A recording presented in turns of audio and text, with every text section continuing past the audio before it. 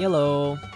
I definitely didn't press start recording and then accidentally press, I didn't press the, don't worry about it. It has been about 2 weeks. That's a little crazy. I was so consistent before. Too bad I had to go out of town. But, I've come back. I'm cooler now, debatably. I have a new microphone. I don't know if it sounds any different, but you know, like it's there. It's something. It's cool. It makes me happy. It's staring at me. It's a little scary. Aside from that, I'm just gonna be playing some Ace Attorney today. I have my Ace Attorney kit. You know, just like a nice cup of tea, my big old water bottle. I'll see how long it can last today. I don't know. I'm hoping for at least going to midnight. Beyond that, who knows? So yeah, I might as well just get into it. Goodbye, music. In a second.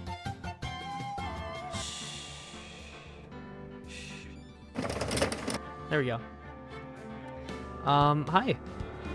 I do not remember what happened last time. I think Lana said some crazy stuff. People freaked out. I wasn't really paying attention. February 24th, 3:12 p.m. Wright & Co. Law Offices. I'm so sorry, Mr. Wright. Oh, I've got a big old tummy ache. I'm gonna throw up. Please don't throw up in here. Oh, I'm gonna throw up. It's disgusting. I'm sorry for what my sister said, and for throwing up on the ground. I hate you. I hate you so much. I hope you die. I hope you burn in hell. Whoa, me? Yeah, you. And anyone else listening to this right now, I hope you all burn. That's a little much, Lana. I don't care. Drastic crimes require drastic measures. That's just the way it is. We did what we had to. In order for him to get the verdict he sorry, I'm looking away. What does that teleprompter say? Deserved. Deserved. I didn't know. I just put the teleprompter there, but who knows she was gonna say that? I never knew that the SL9 incident was just another name for the Joe Dark killings. Sounds like everyone's heard about these killings but me. I'm not included. Lana wanted Dark convicted so badly. That's why she used me. That's why she used what happened to me. What do you mean, what happened to you?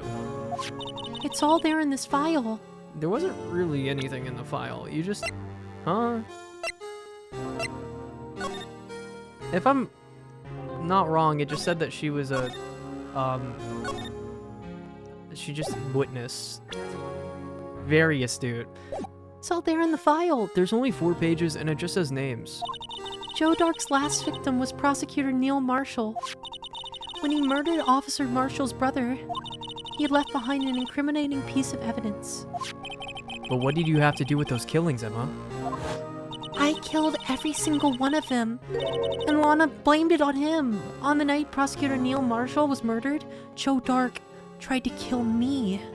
What? He tried to kill you? Officer Marshall's brother, Neil, was only trying to save me.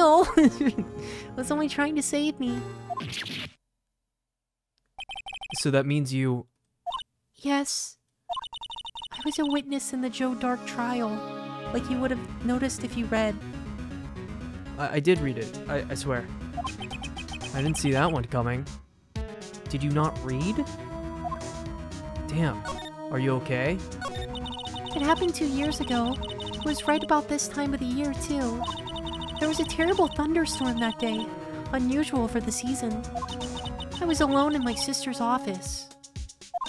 We were planning to eat dinner together once she finished her work. Then suddenly, this terrifying man came bursting into the office. Joe Dark. It seemed like he was running from someone. He pulled out a knife and screamed at me. I didn't know what was going on, besides the fact that a guy pulled out a knife and was screaming at me. Just then, Prosecutor Marshall showed up. Jake Marshall's brother. Joe Dark tried to take me hostage. But before he could, Mr. Marshall tackled him. Then, What happened? I'll never forget it. Lightning struck, and the lights went out. Suddenly, a bolt of lightning flashed outside the window, lighting up the office for an incident. You mean an incident? Yeah, I mean, what I saw then was burned. Oh my god, I'm losing my mind. When I saw it then burned a permanent picture in my mind. I can still see it now. A permanent picture? After the permanent picture? What did you see in the instant that crime occurred? Dark knocked down Mr. Marshall and raised his knife. Neil Marshall was stabbed right in front of this poor girl. I don't remember what happened after that. Apparently I passed out. And I gained 40 I aged 40 years, as noticed by my eye bags. When I came to, Lana was cradling me in her arms. Poor Emma. You've been through so much.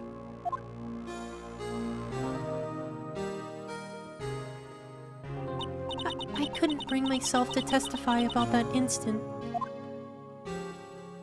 I tried, but the words just wouldn't come out. I drew a picture, but it wasn't any good. 2 years ago. You must have been 14. That's understandable.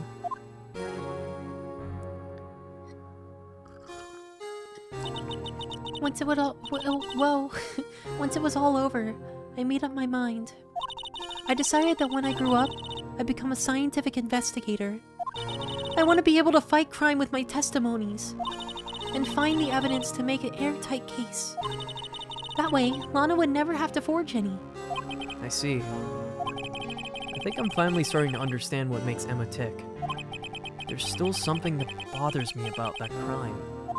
After the incident. I don't remember the moment when Dark stabbed Mr. Marshall. So you weren't able to testify about that? No, I was only asked about when I was attacked. That must be why why she made up the crime. Made it up? You mean provided bogus evidence? The prosecutor's office wanted that guilty verdict so badly. Lana forged the evidence, and Mr. Edgeworth used it. Edgeworth? Yes, but I'm sure he didn't know anything about it. He couldn't have known he was being given false evidence. Even so, that's when it all started.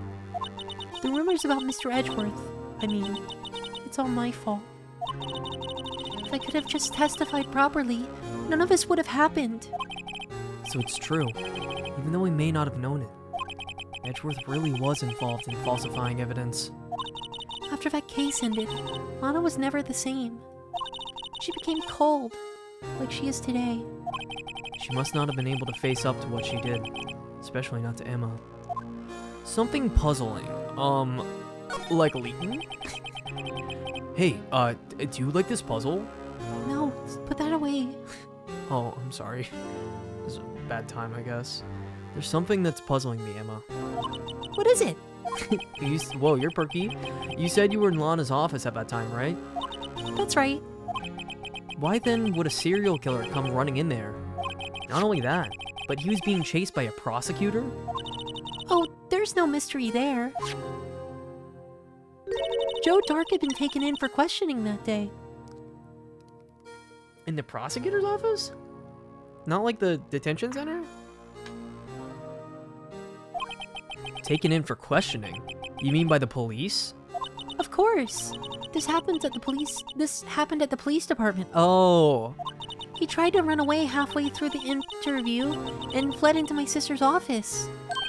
But why did he run all the way over to your sister's office? Because the detective's offices in the questioning room are not right across from the elevator. Huh? Across from the elevator? But Lana was the chief prosecutor, wasn't she? No, silly! Didn't I tell you? 2 years ago, Lana was a detective. She was the best in the entire force. What? That's news to me. After the Joe Dark case, she was transferred to the prosecutor's office and made chief prosecutor. Did she go to law school? No. Lana used to be a detective? Better have another talk with her. I'd better talk slower so that I can't read. That would be epic. If I talk really slow, February 24th, detention center, visitors room, it's gonna take even longer to get through this. Oh, thank God. I was just innately scared that I was not doing something right because it's been so long. But no, everything's fine. I'm recording.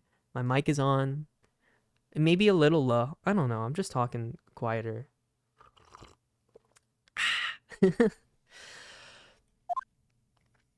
What's up? Lana! Mr. Wright, it seems I keep causing you trouble. Falsifying evidence. I didn't think you were the type. Criminals don't mind playing foul. Why should we? But Lana, if you're wrong, an innocent person might be found guilty. Believe me, I understand the risks. Lana, Emma told me about you. Oh? About how you were a detective 2 years ago. Oh, that. And how the SL9 incident was a reason for your transfer to the prosecutor's office. That's right. Could you fill me in on the details? Especially about the unusual change of jobs? I suppose you have a right to know, Mr. Wright. Today's trial. A lot of revelations were uncovered at the trial today, not the least of which was the fact that this case is largely connected to another one, 2 years ago. Evidence from that case was stolen as well, though I expected as much. I know how obsessive Officer Marshall can be. That trial, it really wasn't fair, was it? I believed in you, Lana. I believed that no matter what happened, you'd always stick to the truth. It couldn't be helped, Emma. That trial 2 years ago, I sold my soul. Well, all drama aside, the fact of the matter is, shut the fuck up. The fact of the matter is, at 5:15, there was no murder at the police department. Tell me it's not true, Lana. What the witness, Miss Starr, said. About you stabbing Mr. Goodman with a knife. Lana, I don't understand. Why won't you tell us? Emma, this doesn't involve just me. I don't think I've ever seen Lana look so phased before. Look, her eyebrow and her eyelid is slightly closed. Oh, now it's fully closed. Oh no, it's only slightly closed. And her eyebrow's a little pensive. Detective Lana Scott. It's true. I was a member of the police force 2 years ago. She was amazing. Look at her posing like that. She's so cool. They still talk about the cases she and Chief Gant cracked together. Chief Gant? He was the deputy chief of the police back then. Oh, he was the deputy chief of police back then, but he still worked for the crime scenes. Damon Gant. He was everything I aspired to be. They were besties. They were the best team ever. They solved crimes before the reports could even be filed. Emma really idolizes her big sister. But now you're chief prosecutor. What happened? I always planned on becoming a prosecutor. The reason I became a detective was to gain experience investigating crime scenes, so you could use that experience in court, right? Gant's help in the SL9 case was crucial to its resolution. After that, he became chief of the police and arranged my transfer to the prosecutor's office. Maybe I should ask more about this investigation of theirs 2 years ago. Dark investigation. 2 years ago, I was second in command of the detectives investigating Dark. Second in command? That means the investigation lead was Damon Gant, right? Yes. Remember how we posed really coolly? Well, that was us. Oh, really? No way. Yes. The deputy chief Gant and I shared the same office and the same investigations. They even have the same office. We led a team of the best detectives on the force. Detective Goodman, whose case it was, Jake Marshall, in Angel Star. It was the first time Marshall worked with his brother. He was quite gung-ho. Get it? Cause he's cowboy? Gung-ho? Without a doubt, Joe Dark was the serial killer. We asked him to come in for questioning. We were desperate for evidence. That was when his final murder took place. When he tried to murder Emma. Prosecutor Marshall was trying to save me from Dark. You see, the first person who happened upon the scene of the crime was me. Now you tell us. First one of the scene. Damon Gant and Neil Marshall were the ones questioning Dark that day. The investigation was in its final stages, and Dark must have suddenly panicked. So we waited until Gant and Marshall let their guards down, then fled the room. From there, he ran straight to the office shared by Deputy Chief Gant and myself. That's where you found me. So you were the first person to run into the scene, Lana? Run to the scene? It appears so. I was filing some papers while Gant and Marshall were questioning Dark. When I returned to my office, I saw 3 bodies on the floor and smelled blood. 3 bodies? Prosecutor Marshall, the victim Emma, who had passed out, and the suspect, Joe Dark. During the struggle, it seems Mr. Marshall struck a final blow before he died. Joe Dark had incurred a minor concussion and laid unconscious. What did you do? To be honest, I panicked. Wake the fuck up! I picked up Emma, carried her out of the room, and just held her. Can't blame her. After all, her sister must have gone through. After that, I placed Dark under immediate arrest. Let me get this straight. You were all involved in the SL9 incident? That's right. Quite a coinkydink, huh? I don't buy it. What are you saying? There's no way everyone involved in this trial was also involved in that incident. Just by chance. That case was solved 2 years ago. At least one person went to extremes because they didn't believe it was truly solved.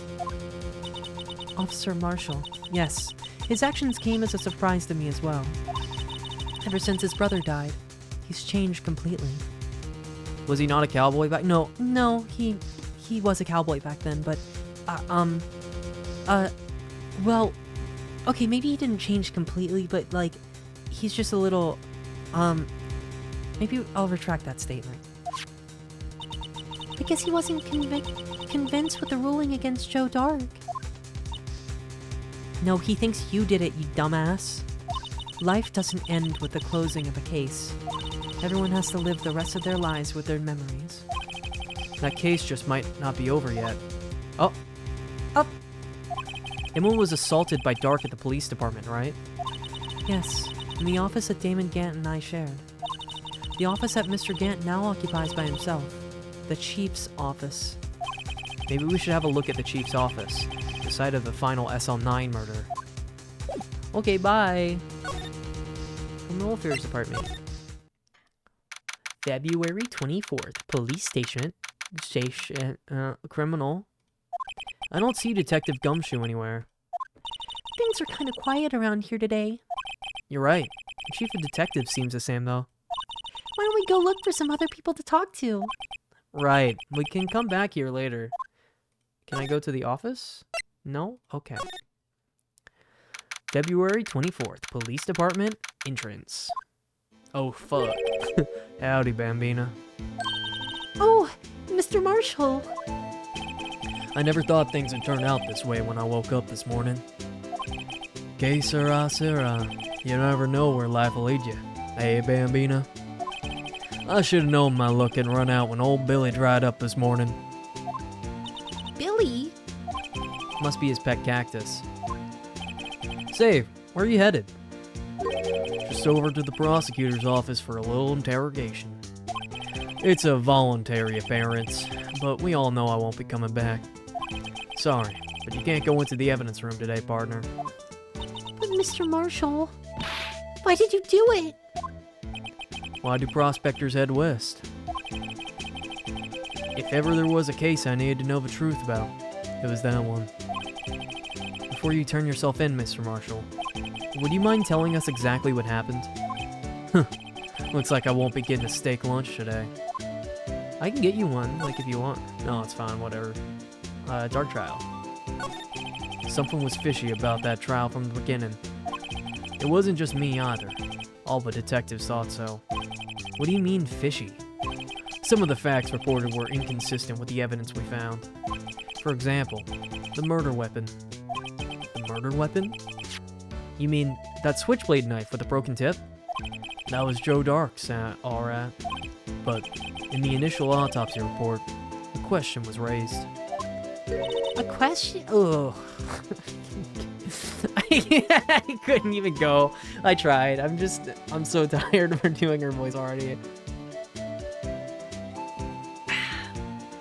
A question? A question? What? Oh my god! A question? The blade of the knife was not a perfect match with the wound the victim sustained. What does that mean? Oh, fuck. It means there was a good chance that knife was not the murder weapon. I think that's the same line. Huh? However, in the report that was finally submitted, there is that possibility had been erased. Could the facts have been concealed with forged evidence? That case left behind scars on all of us. The scars that the SL9 incident left behind. I'm not gonna finish my sentence. Okay. Prosecutor Marshall. I got the looks, but he got the brains. You guys look pretty similar. My initial reaction is you guys look exactly the same. No. I got the looks, but he got the brains. He was one of the best prosecutors around. Prospectors. I just have made a detective when it went down. It was our first case together. And our last. How old was he? Your brother? He was 27 at the time.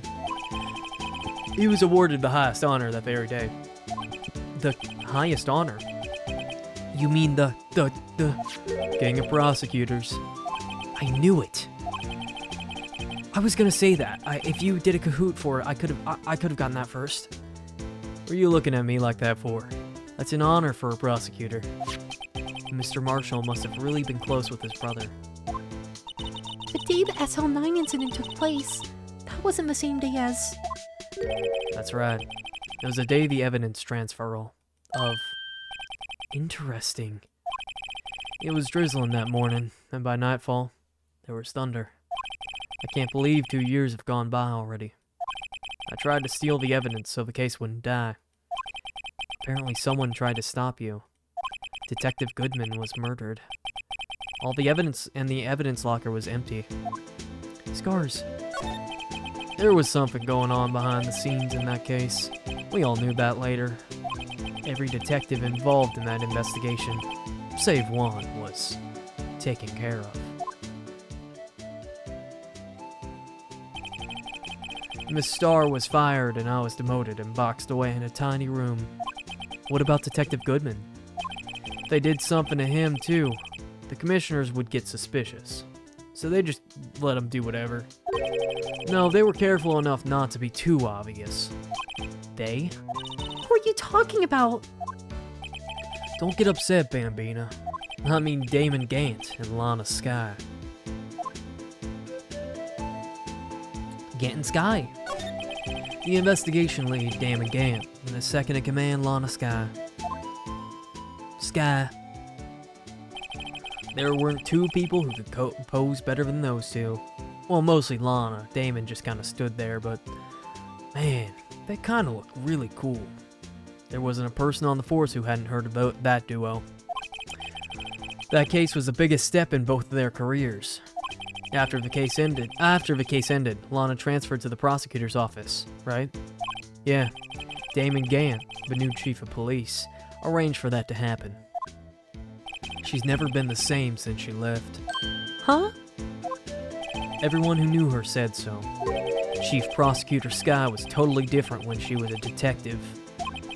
Now that he mentions it, Emma said something like that too. Tell me, what happened to my sister? My Sorry, Bambina, but her secret is too well guarded. I never found out. Lana's secret. It all started 2 years ago. I love alcohol, so there you have it. That's my story. Did you enjoy it, partner? It was certainly enlightening. There's one thing for sure I found out in court today. That boy Edgeworth isn't my enemy. He was the one who used falsified evidence to get a guilty verdict. Someone else was the one who gave him that evidence and planned everything. That someone is Damon Gant. Don't believe me? Well, I don't blame you. I won't even be a patrolman after today. Oh, what the fuck was that? Did you just throw away your cat? Wait, were you drinking this with the cat the whole time? Yeah, I didn't notice, partner. I was kind of listening and I forgot that I wasn't actually drinking anything. I thought it looked cool though, huh? Too bad I won't be around to work with you when you become a real scientific investigator. Oh, that's sad. Adios, Bambina. That's actually really fucking sad. I didn't need to see that. Stop. Stop, that was really... Fuck. What the hell? Can you get over it? I don't really care. Well, I care. He's really cool, and he's southern. Okay. February 24th, prosecutor's office, underground parking lot. No one's here today. Not even Miss Starr. Everyone's probably busy looking into what exactly went down in the evidence room. That must be where the detectives are. But we proved in court today that on the day of the crime, no one was murdered in the evidence room at 5:15. Yeah, I thought we were finally making some headway in our case. Instead, it just looks like we ended up making Lana look even more guilty. Hang in there, Lana. Gotta find all the answers by tomorrow. Can I go talk to Edgeworth? Edgeworth, hello? February 24th, High Prosecutor's Office, room 1202. Mr. Edgeworth isn't here. Maybe he's being questioned by the inquiry committee? He took a real beating in court today. I miss him. Yeah, with Lana admitting to falsifying evidence 2 years ago. I guess we'll just have to come back later. No, I miss him.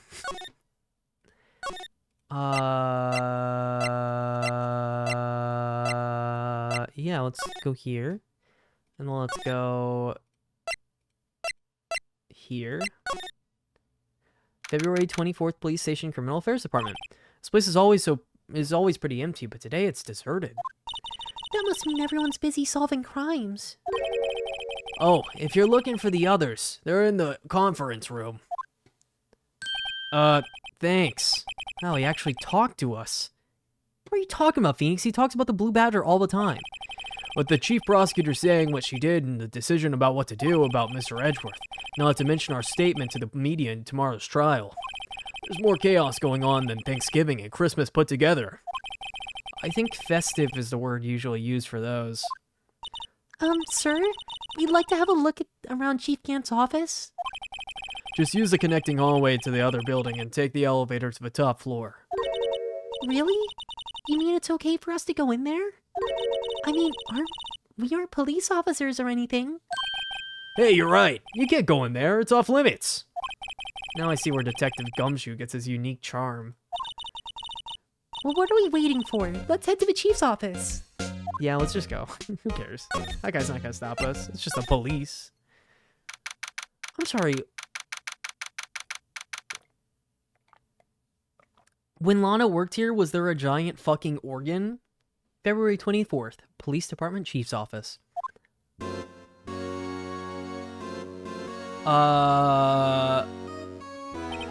Whoa. Where am I? In the chief's office, silly. At least, that's what it said on the door. Check out that pipe organ. That's real, isn't it? Hey, I used to take organ lessons in kindergarten. They used to call me Little Miss Bach. I thought I was a genius until they tried teaching me notes.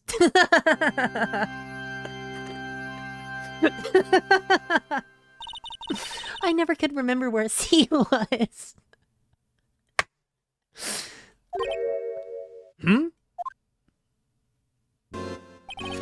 it's you two. Chief Gant. He put that paper he was reading in his desk.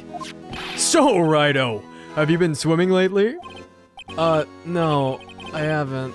I've been kinda busy lately. I can appreciate that. I've had my hands full too, with Mr. Marshall's misconduct, and Lana's provocative statement. Provocative statement? Oh, you mean about the forged evidence? Sorry, I thought I missed something. 2 years have passed since that incident. My, how time flies. See that big picture on the wall over there? Aww. That's a picture of Lana, Neil, and me. So this is Mr. Marshall's brother, Prosecutor Neil Marshall. We took it to commemorate our work together. Something's not right with this picture. Why is that knife so in frame? And there's the pot. And there's the muffler. And the other muffler. I can't quite seem to put my finger on it, though. Did you Photoshop yourself into this picture? Righto. Why would I? Yeah, I wasn't there for this picture. But they made sure to leave a little space for me. He looks photoshopped in and they put a gradient on the bottom.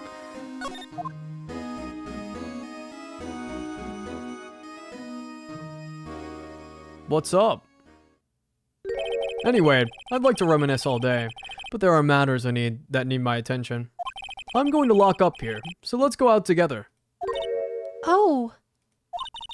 But this office, it was a crime scene 2 years ago, wasn't it?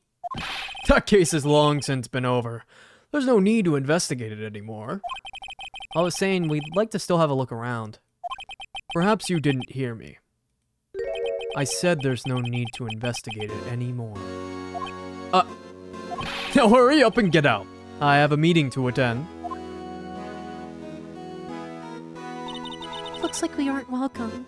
It seems that case isn't over with just yet, after all. What do you mean? Chief Gant denied our request to search the crime scene. That means there must be a reason he doesn't want us looking around in there. You mean, like a clue? There's gotta be a way we can get inside the chief's office. February 24th, Police Station, Criminal Affairs Department. Hey, pal. Yo, what's up? Detective Gumshoe, aren't you supposed to be in a meeting? I'm, just taking a breather. My feet hurt. From sitting so long? Actually, they ran out of chairs. From serving everybody coffee. Buddy, sounds like Detective Gumshoe's still out of the loop. Say, have either of you seen Mr. Edgeworth? Edgeworth? No. Why do you ask? He's under fire from both the police department and the prosecutor's office. It's almost like the battles between you and two in court. That sounds serious. I don't care. Is it because of what my sister said? That asshole? That's basically what it all boils down to. That falsified evidence 2 years ago. Now Mr. Edgeworth has the whole world after his blood. Yikes. We gotta get in that office. Edgeworth's crisis. But why would Edgeworth be blamed? It's not like he knew the evidence was forged. Lana Skye is the guilty party here, isn't she? I love tea. Can you not say guilty and Lana in the same sentence? It's triggering to me. Sorry, I'll... Stupid. Sorry, I'll spoiler tag whenever I say that. Regardless, a prosecutor is responsible for the evidence they present in court. Not only that, but you know, there's been a lot of rumors going around about Mr. Edgeworth. I stood up. You could probably hear it because this mic is crazy. His amazing talent as a prosecutor has kept him safe from those who don't like him. But now, with this... Are there really so many people who hate him? In our world, only those with talents rise to the top. Mr. Edgeworth not only has that, but he's young. There's no better recipe I know for making enemies. Hey, Dick! Keep up the good work! Yes, sir. Let's go out for lunch again sometime. My treat. Yes, sir. You gotta take me back to that joint sometime, okay, Dick? Yes, sir. Seems like you don't have any problems with enemies. Yeah, well, I'm careful not to stick out. I'm just fucking tall and huge, but besides that, I'm meek and little. Oh, fuck, I couldn't say anything under all this pressure. I'm afraid Mr. Edgeworth just might crack. Oh my god, like an egg? Yeah, like an egg. Huh, that's a good thought. Maybe I could replace Mr. Edgeworth with an egg with some hair and like just paint on a jacket onto the egg. What are you talking about? Nothing. I'm just thinking about how to get him out of a scenario. Okay, man. Actually, I took a look at the file earlier while your coffee was brewing. He seems genuinely concerned for Edgeworth. Well, did you find anything? The only evidence Dark left behind was during his final attack. His final attack? You mean when he killed Prosecutor Marshall, who was trying to protect some girl? Some fucking broad. I'm the broad. Don't call me that. That's weird. Me. That's so funny. That guy died, and someone watched it. That's so funny. Dude, stop that. Seems Detective Gumshoe never realized Emma was a girl. That's when he left the most incriminating evidence of all. Well, what was it? Oh, let's see. I think I had something to do with a murder weapon. Oh, I forget. Look, it's all written somewhere in here, okay? His powers of recollection never fail to impress. Maybe we should show him the murder weapon. It might jog his memory. Thank you for telling me that. I would not have done that. This is the first time they've told me to present something and I've been like, oh, I know what to do here. Because they literally told me. About this. Hey, is that? It has a tag attached to it with the label SL9 incident on it. What do you think that means? I believe this would be the broken murder weapon you were speaking of. What are you doing with that? Ever since that case was closed, the knife's been locked away in a locker. On the day Detective Goodman was murdered, they suddenly disappeared from the locker. And was found in Mr. Edgeworth's car muffler. That's it! Now I remember what that incriminating piece of evidence was. When you showed me that knife, it all came back to me. Well, what is it, Detective? Quick, before you forget again. Shut up. Talk. Murder weapon. This knife. It was Joe Dark's, wasn't it? Yeah, I don't fucking know. That's right. We trace it back to the store he bought it at. Plus, it has his fingerprints on it too. But no one actually witnessed him using it to murder anyone, right? That's where his luck ran out. When you take a good look at that knife, you'll see it's broken. You don't have to take a good look to notice that. Yeah, well anyway, take a guess where the broken off tip of the knife was found. That's what did him in. Where was it? The victim, Neil Marshall, was carrying it inside his own body. It was found deep inside the stab wound. Did it match Dark's knife? You bet, down to the last fiber. That's pretty conclusive. Neil's autopsy report. Switchblade knife updated. Dark's crimes.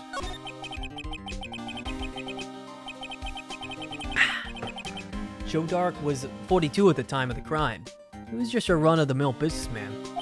A businessman? What made him take up to serial killing? One day on his way home from work, he saw a snail in the middle of the road. And then something, he got locked up. He went through some trials, he got out. He was told he had to kill people or like the world would end or so. I don't remember. Something stupid. Wow, that sounds really stupid. One day on his way home from work, he hit someone with his car.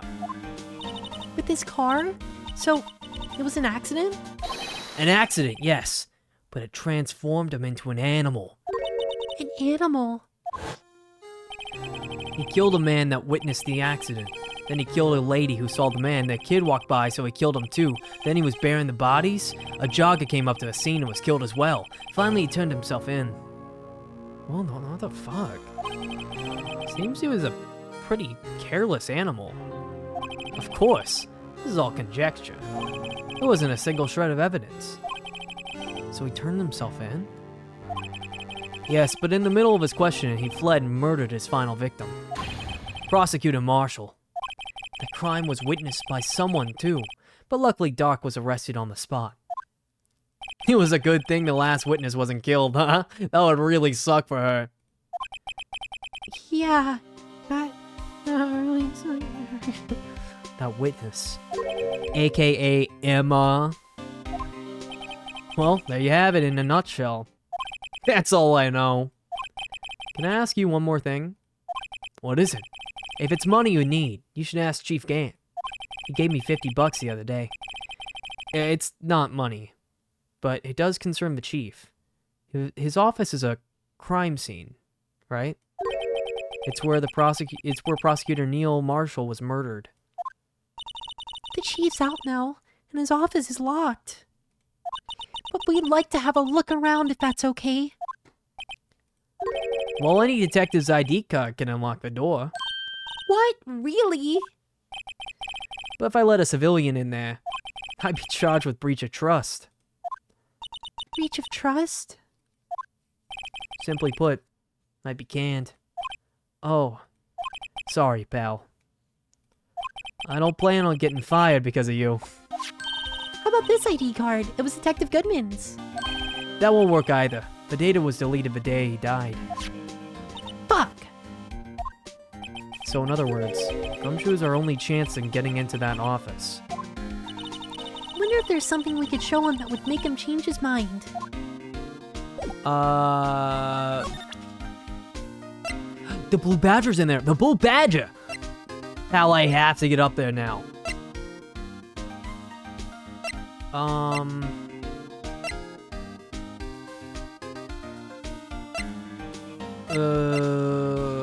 What would I show him?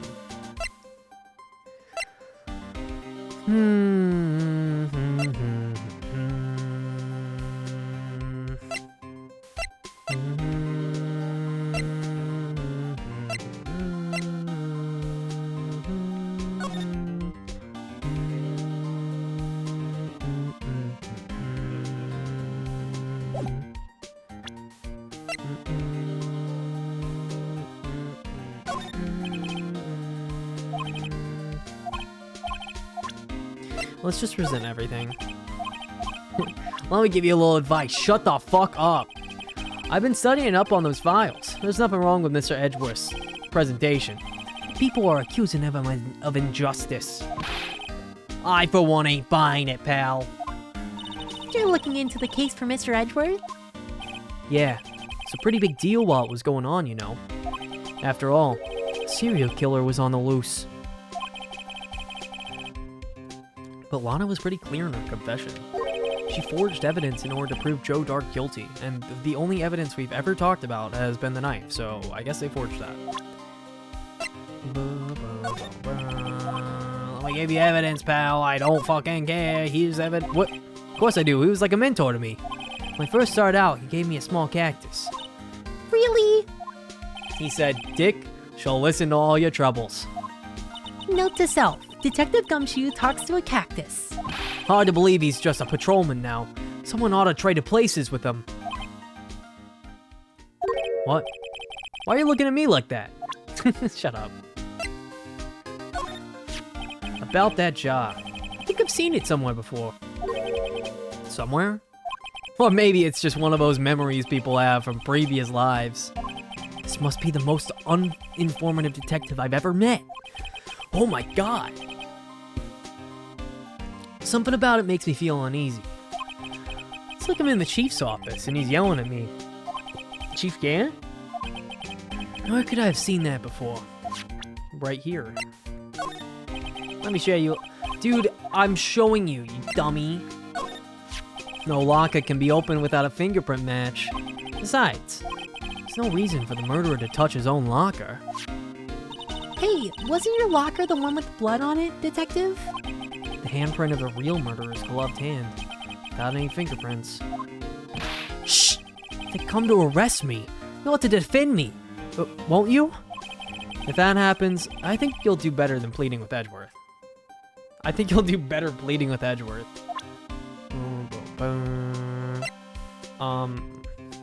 Was there? Oh no, I'm connecting to chat. Whoa.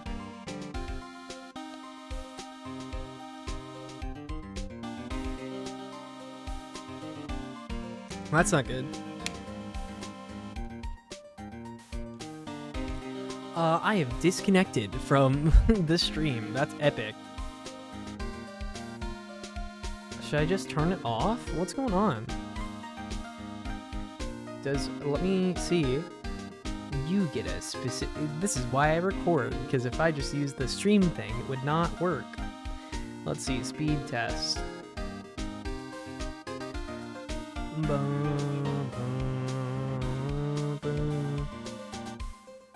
No, it seems like it's working.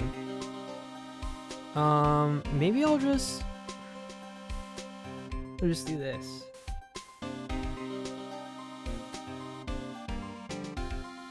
Did that work? Yeah, that seemed to have worked. Okay. Well, it will now appear as 2 separate streams on Twitch. I do not care. Whatever.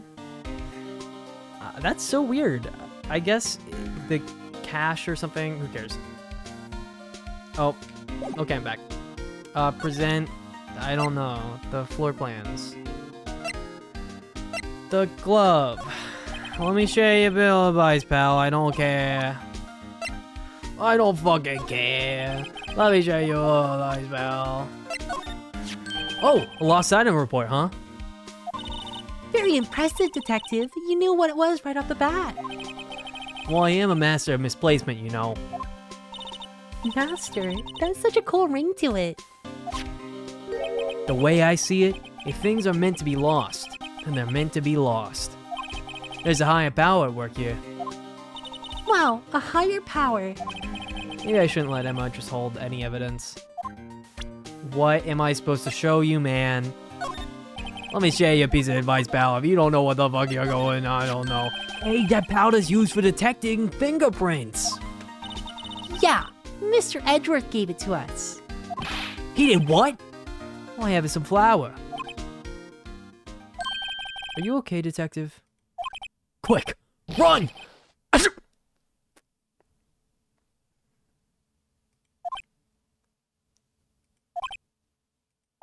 If it's any help, one time I took a nap on a bench with a wet paint. Why am I not comforted? You just sneeze on me? This is gross. That's the ID card report, isn't it? Yes, there's only one number left to investigate, at 420. The victim, Detective Goodman, must have entered the evidence room along with someone else. Someone with an executive officer number. Huh. 77777777777. That's 1 7 too many, Detective. Was it? I actually don't know. An executive officer. I might have a hunch. I don't. There's only one person that can be. Come on. Hey, I just bought some of that stuff. Now I can go around detecting blood traces too. Is that soap? Wow, is that a new type? I've never seen that bottle before. Add 3 inches to your base height. What? Base height? Hey, let me see that. Looming tall. New and improved growth formula. You mean this can't detect any blood traces? Well, it's not quite the same thing as luminol. So that's why the lady at the counter had that smirk on her face. I only have $4 because of her. About this? Hey, is that? Oh, the murder weapon. Yo, it's in there. Oh my god. Here's a shoe. Let me share a little advice with you, detective. I'm gonna kill myself. Don't do that, detective. That's not silly. That's a photo that Miss Starr took. Anything you can tell us about it? That Miss Starr is quite the lady. Why, I remember it was winter. I was 16. She was the only one who ever got me to talk about what happened. 16? That's how old I am. I wonder what happened. I wonder if Detective Gumshoe wore a trench coat in high school, too. I did. It was a little tiny trench coat. I was small. Let me show you a little advice, pal. I hate you. That's mean. Let me show you advice, pal. I don't know what a cell phone is. Let me show you advice, pal. I can't read. Let me show you. This guy almost made us lose the case today. What are you talking about? He was guarding a bloodstain on the evidence locker with his life. That's more than you can say about most officers nowadays. It would have saved us a lot of trouble if he hadn't guarded it so well. What the fuck? I have no idea what that is. Is someone drag racing? Okay. It sounds like a ghoul, a ghost. I have to admit, he's right though. About what? Thanks to the Blue Badger, we were able to prove another possibility today. The possibility that another murder took place prior to 5:15 p.m. Found in Mr. Edgeworth's car. Stabbed with Mr. Edgeworth's knife, huh? What would drive Chief Prosecutor Sky to do such a thing? Wait, I didn't mean... I'm sure, of course, someone else really did it. Someone who must have a grudge against Mr. Edgeworth. Found in Mr. Edgeworth's fucking apartment, of his fucking cars, his fucking... Oh, I didn't mean that, sorry. Hey, that's it! That's the King of Prosecutors award that Mr. Edgeworth got the other day. Were you at the award ceremony, Detective Gumshoe? Of course I have. I read all this. This ID card belongs to the fuck.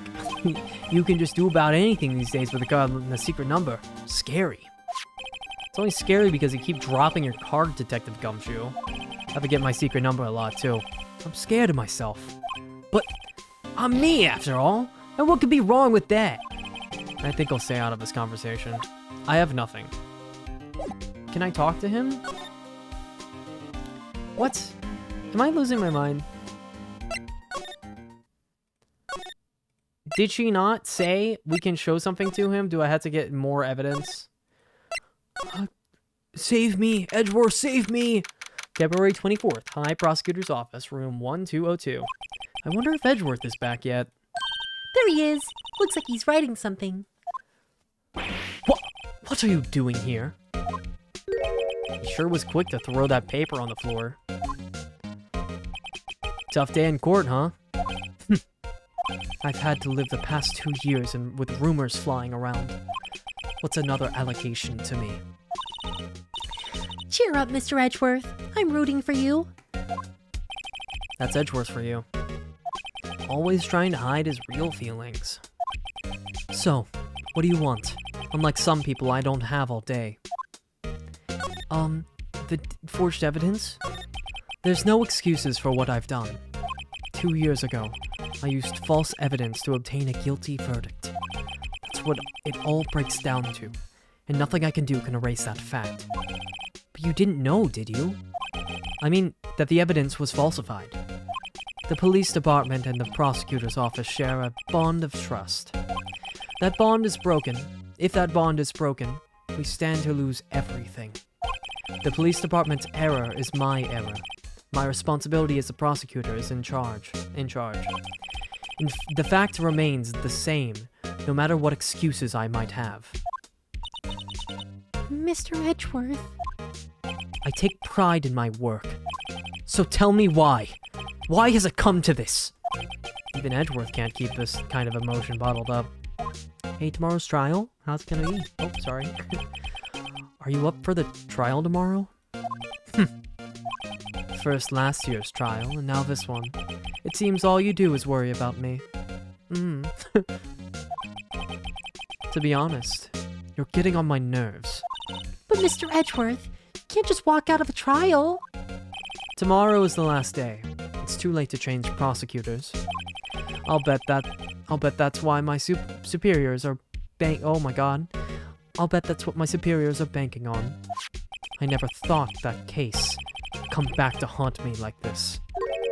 What do you mean? The list of evidence. It seems so short. Most lists run twice as long. It's only half as long as most lists? That's odd. After oh my god. After Neil Armstrong walked on the moon, after Neil Marshall was murdered, I became prosecutor for that case. I may not have been part of the investigation, but I knew what I had to do. Use the evidence I was given to prove the suspect guilty. That was really the only thing on my mind at that time. Say, we just saw a picture taken around that time. That picture. Something seems strange about it. The day of the crime. Could you tell us again about what happened that day? The day Detective Goodman was murdered? You were participating in a ceremony over at the station, right?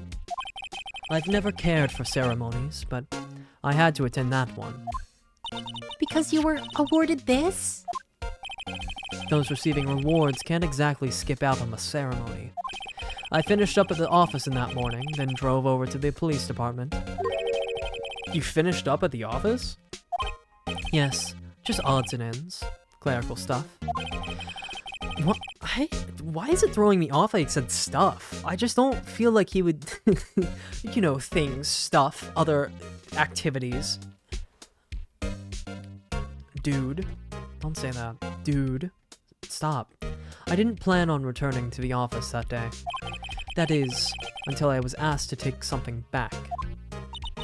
Take something back? This.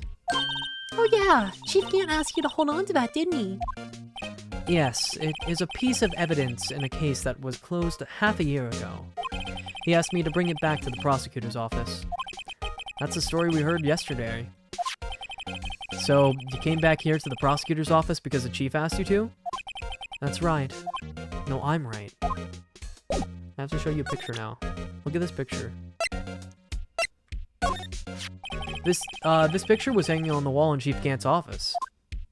I took a picture of it before he kicked me out. Prosecutor Neil Armstrong.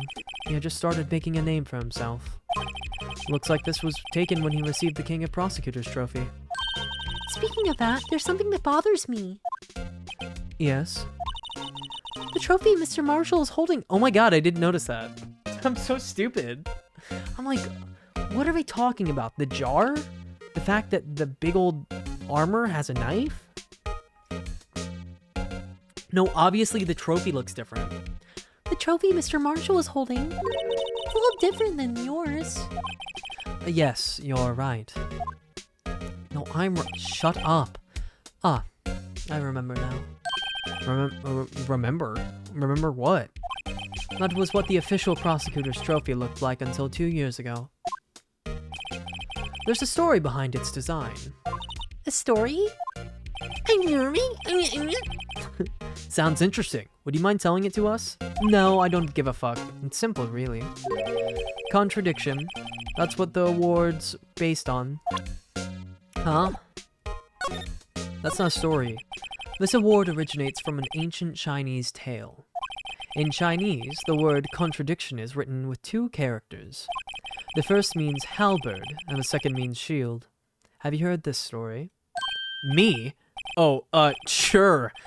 Everyone knows that. Why don't you tell it, though, for Emma's sake? Very well.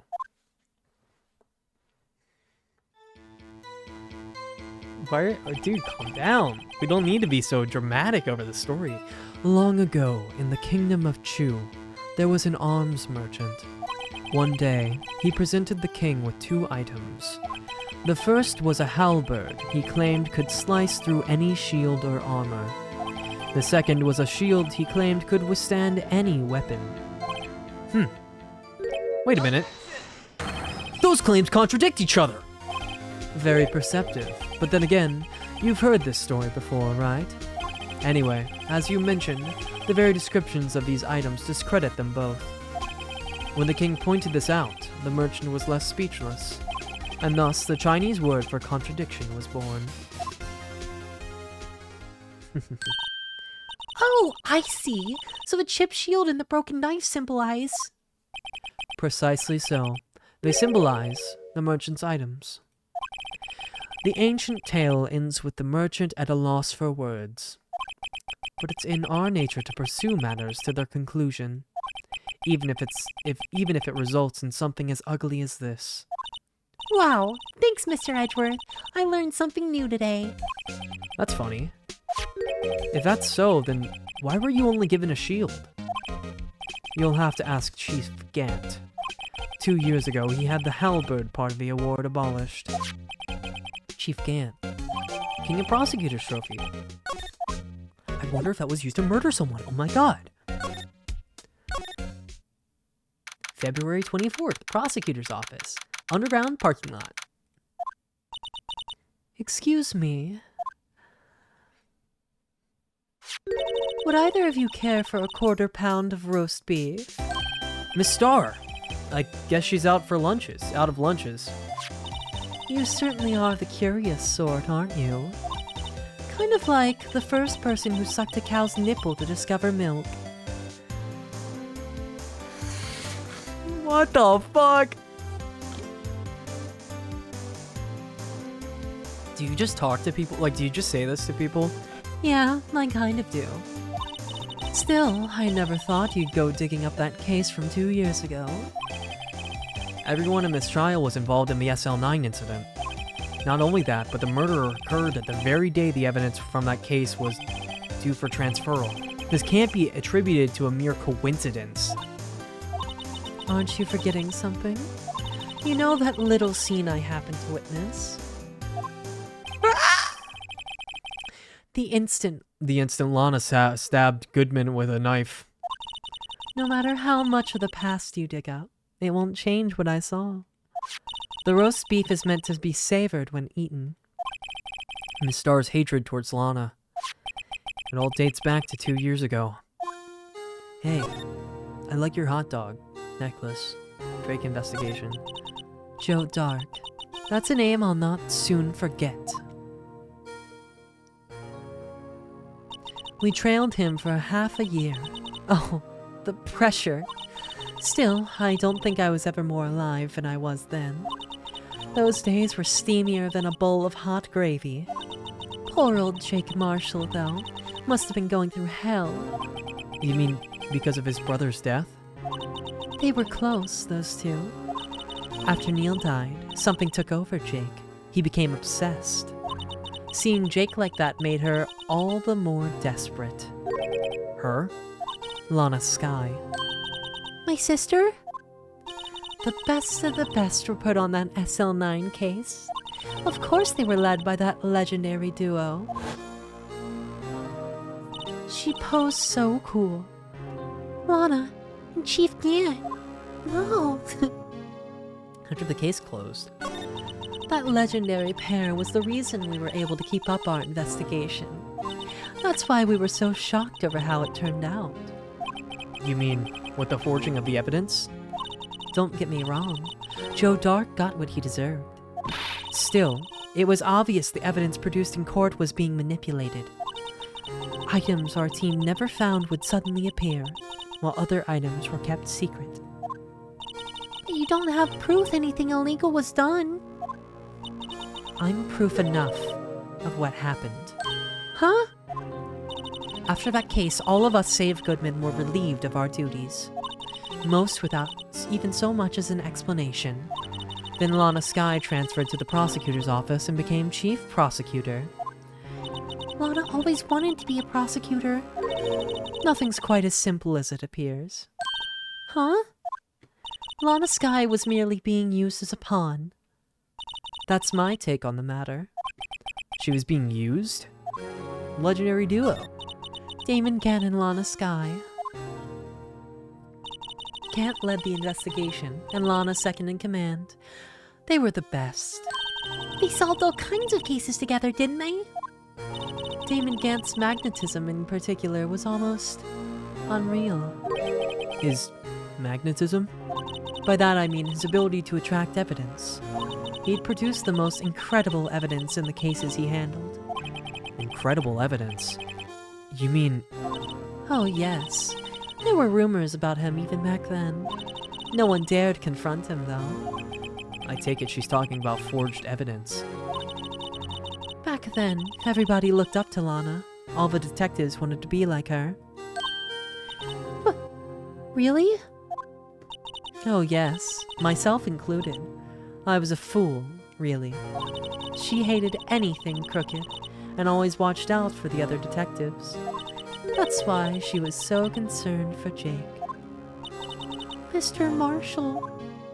When Jake's brother was murdered, she felt as if she had lost her own brother. It wasn't for her. If it wasn't for her, I don't think Jake would ever have recovered from his shock. That's what makes it all the more infuriating. Miss Star. That's why. I'll never be able to forgive her. Why did she have to turn so cold after that? Being used. Lana transferred to the prosecutor's office 2 years ago, didn't she? Yes, thanks to Chief Gant's powerful influence. Chief.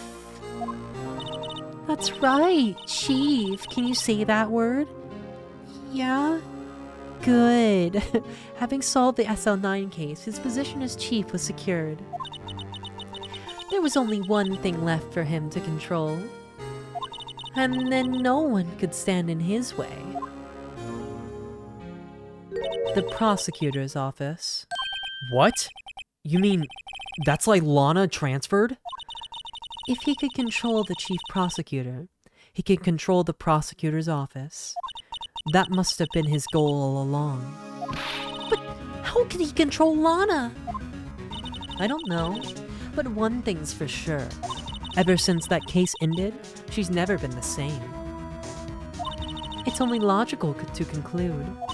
There must have been a reason for her to change. At last. I'm finally getting close to the bottom of this ugly mess. Thank you, Miss Star. You listen to me, Rookie. It takes more than just ingredients to create fine cuisine. I hope you turn out to be a better chef than I've been. That's sweet.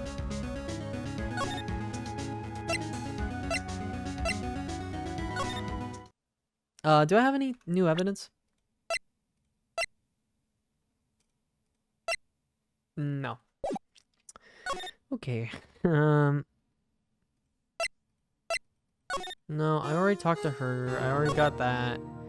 Let's go to the detention center? Nope. Hi, Lana. Hello.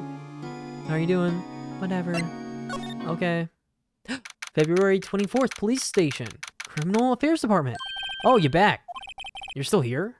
I gotta make 150 copies of these files. Brewing coffee, copying files. I've turned into a regular DJ.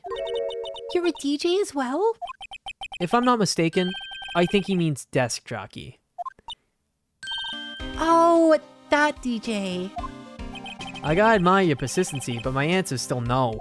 Huh? I'm not letting you into Chief's office. Period. It'll be my neck on the line. That office is the last crime scene in the SL9 incident. I have to take a look in there.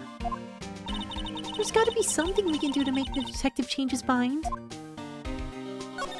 I don't fucking know. Was anything different? Can I show this? Let me share a little advice, pal. Shut the fuck up.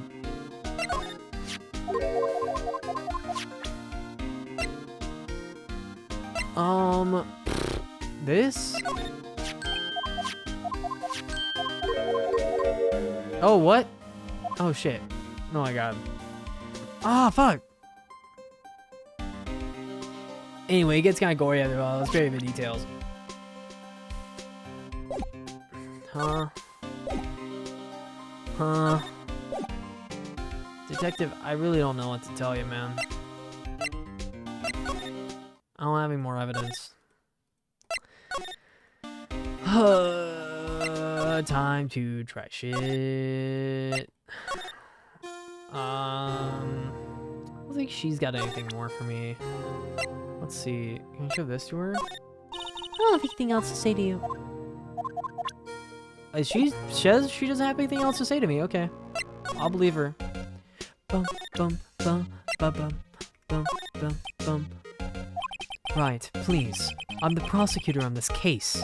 You don't expect me to sit here and discuss the case with you over a cup of tea? I'll pass on a tea. Just tell me about the case. Mr. Wright, Mr. Edgeworth just told you no in a very stylish manner. Whose side are you on, anyway? Yeah, just show him my best evidence I can get a reaction out of him. Shut the fuck up!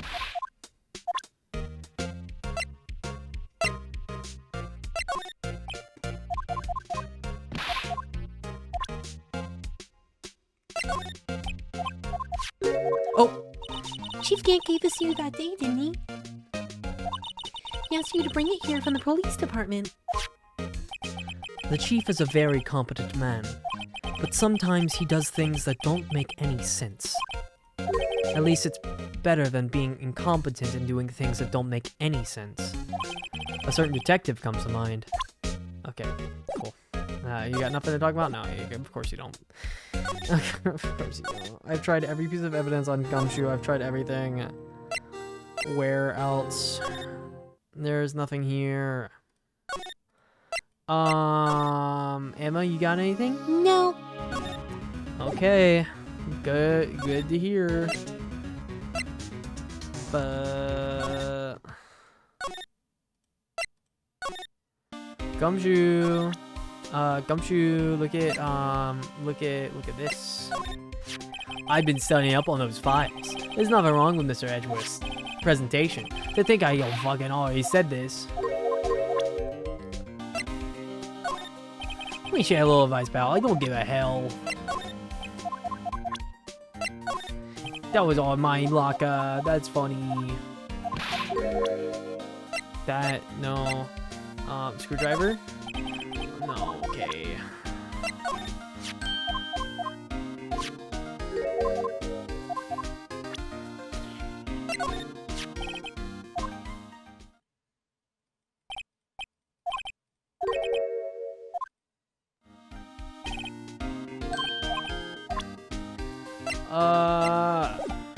Do I just look it up at this point?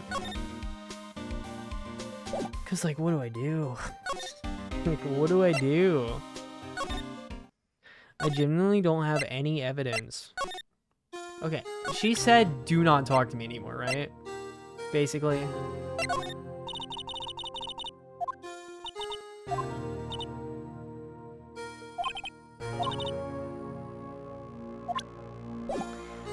There is no way she has something else to say. It's not possible. It has to be you. You have to be the only one. Okay. We talked about the screwdriver, right? Come now, right? You can't seriously expect me to just sit down and chat with you about that case over a cup of tea. But this isn't related to the case, remember? You said so yourself. So I did. Chief, I read all this now. Okay. I guess it's just flavor text. Maybe I show him this? It seems everything in this case is designed to cast doubt on me. Hey, don't look at me. Yes, I went into the evidence room on the day of the crime. Chief Gant asked me to do something. to take evidence from a case that solved 6 months ago back to the prosecutor's office. I have a locker in there as well. Did you notice anything amiss when you were in the evidence room? When did you learn the word amiss? At school? That room's always dark and I was in a hurry. I didn't see anything out of the ordinary. Fuck. Here's a shoe. Right, shut the fuck up. Yeah, shut the fuck up, Mr. Wright. Emma, I'm gonna get your sister tried guilty if you stop talking. Oh, hey, don't look at me. Yes, I went into the evidence room on the day of the crime. Chief Gant asked me to do something. To take evidence. I have a locker in there as well. Did you notice anything amiss? That room's always dark and I was in a hurry. I'm mad at you. Fuck off. Yeah, fuck off. Look at this case file. Shut up, Mr. Wright. I'm not talking to you. If I show him again. This picture was hanging on the wall of Chief Gant's office. We're gonna talk about the shield again? Prosecutor Neil Marshall. He had just started making a name for himself. Yes. Oh, yes, you're right. I'll tell you the story again. Do you want to remember? Here's the story. Oh, it's called Contradiction. maybe I examine this? You won such a prestigious award. Why don't you just leave it on the couch? Yeah, you think you'd want to show off this thing more than just that giant steel samurai. What is it? This is the King of Prosecutors Award, right? Of course it is. You know that. I saw something today that looked like this somewhere. Something that looked like that? Yeah, only different. No, where was that? She's right. Something is amiss here. I should show Edgeworth that item. Wait. I forgot about this. I wonder what he was writing before. Come on, Mr. Wright. Let's take a look. Are you crazy? Edgeworth is standing right there. Just distract him. I'll check it out. Hey, Edgeworth. Is that Detective Gumshoe out the window there? Oh no, he's falling to the ground. Hold on. First, let me see what this girl's doing crawling around by my feet. I didn't even look. What? Letter of If you're having trouble reading, I'll read it for you. It says letter of resignation. But I can't read. I didn't know that word. Resignation? Edgeworth, you don't mean... I'm tired, right? I feel as if something inside of me has died. But Mr. Edgeworth, none of it is your fault. I know the path I've walked. You don't need to tell me. And the path I've walked hasn't been a just one.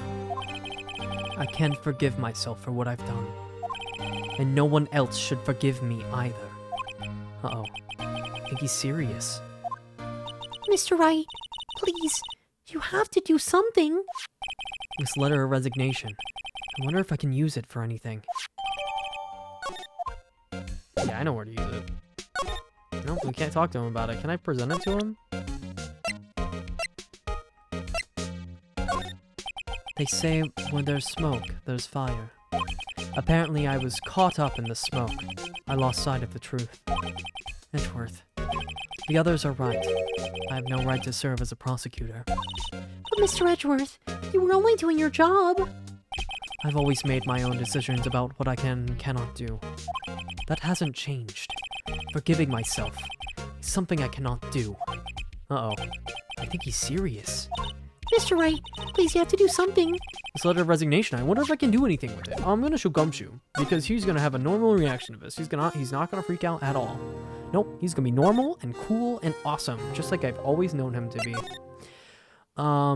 Hey, Detective Gumshoe. Would you mind if I take a quick BRB? Sure, pal, I don't care. Okay, I will be right back.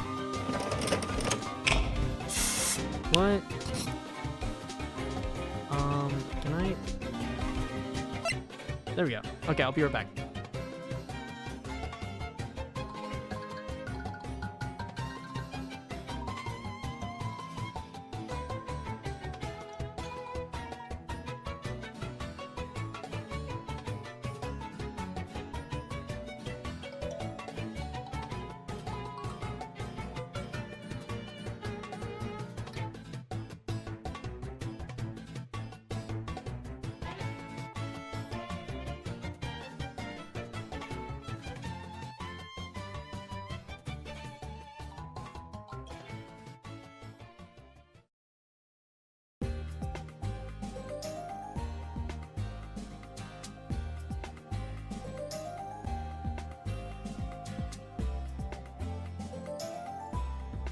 See, I said I would be right back. I probably should have taken a longer time and brewed some more tea, but I really don't care. You know, I'm halfway through, I'm feeling good. I'm just drinking a little bit more water, I'll be fine. As long as Emma shuts the fuck up. As long as Emma can shut the fuck up, I'll be okay. Nothing against you, Emma. I'm sorry. That was mean. Okay. Let's go back. Everything's okay. Hey buddy, I've got something to show you. What is it, pal? Do you have a ball you can throw? What? Oh, sorry, pal. What's this crumpled up piece of paper? No way! Mr. Edgeworth can't be serious! Is he ever not serious? I can't Shit.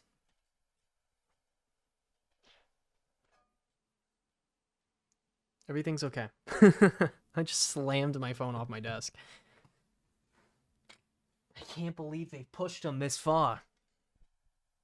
Oh, my dragging on the floor, my robe.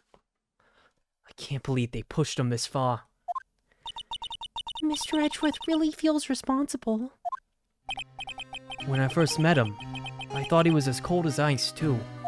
But I know different now. He trusted us detectives to provide him with sound evidence. But we betrayed him. Detective. That's it. I've made up my mind. But Here, take my ID card. We can't do that. If someone found out, they wouldn't let you off the hook without another lost item report. look at me. It's no secret I'm already out of the loop. After all, I'm friends with Mr. Edgeworth. Depending on how this case turns out, I may already be as good as terminated. What? So at least let me do this, for Mr. Edgeworth's sake. Alright, Detective. Thank you. It's okay, pal. I knew you were gonna do that anyway. I was just getting ready for it. I just need you to fucking do something. It's fine. I was gonna let you do it eventually. If you did show me that, I was gonna say it was okay. Like in the next 5 minutes, it's fine. Chief's office. February 24th. Police Department. Chief's office. Here goes, Mr. Wright. We gotta be sneaky. Don't play the organ. Shit! Oh my god, I'm sorry. I just couldn't stop playing the organ when I walked in here. We're in. Anyone finds us now. Detective Gumshoe's a goner. If that happens, I'm counting on you to bail me out.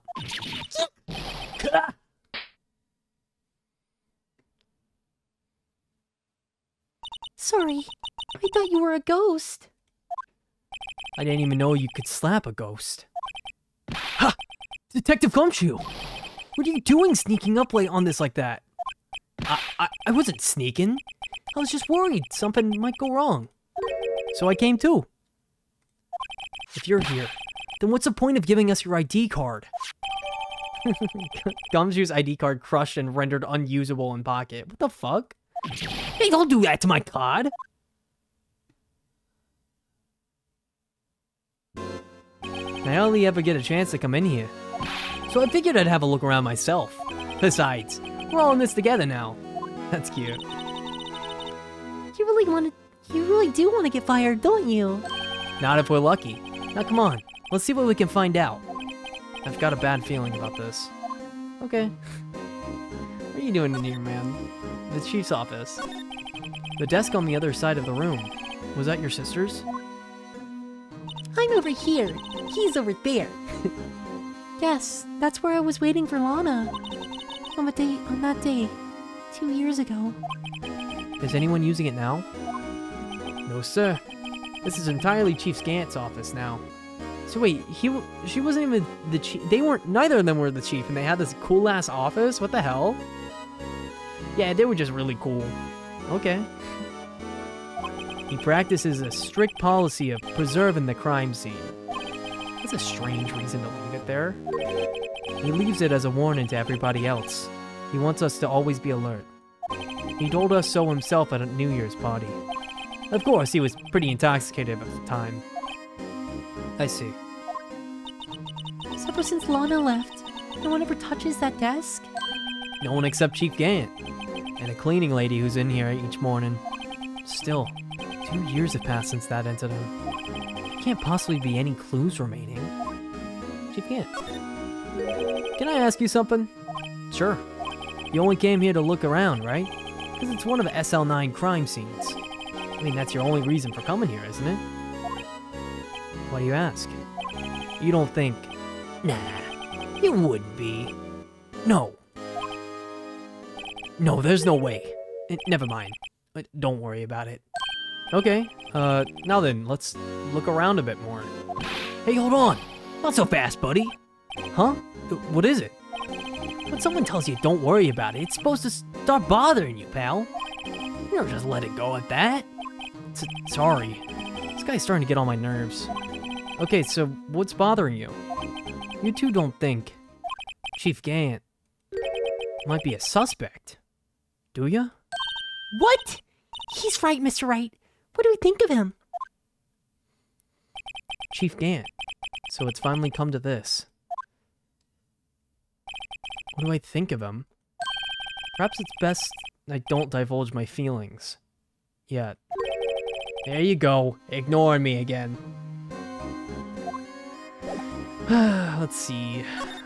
Big knife. This is the real deal, isn't it? The armor and these weapons? Sure is, pal. Chief doesn't care for imitations. First the pipe organ, now this armor. But do you know how many taxpayer dollars must have gone into this room? What? You mean we're paying for this? That's it.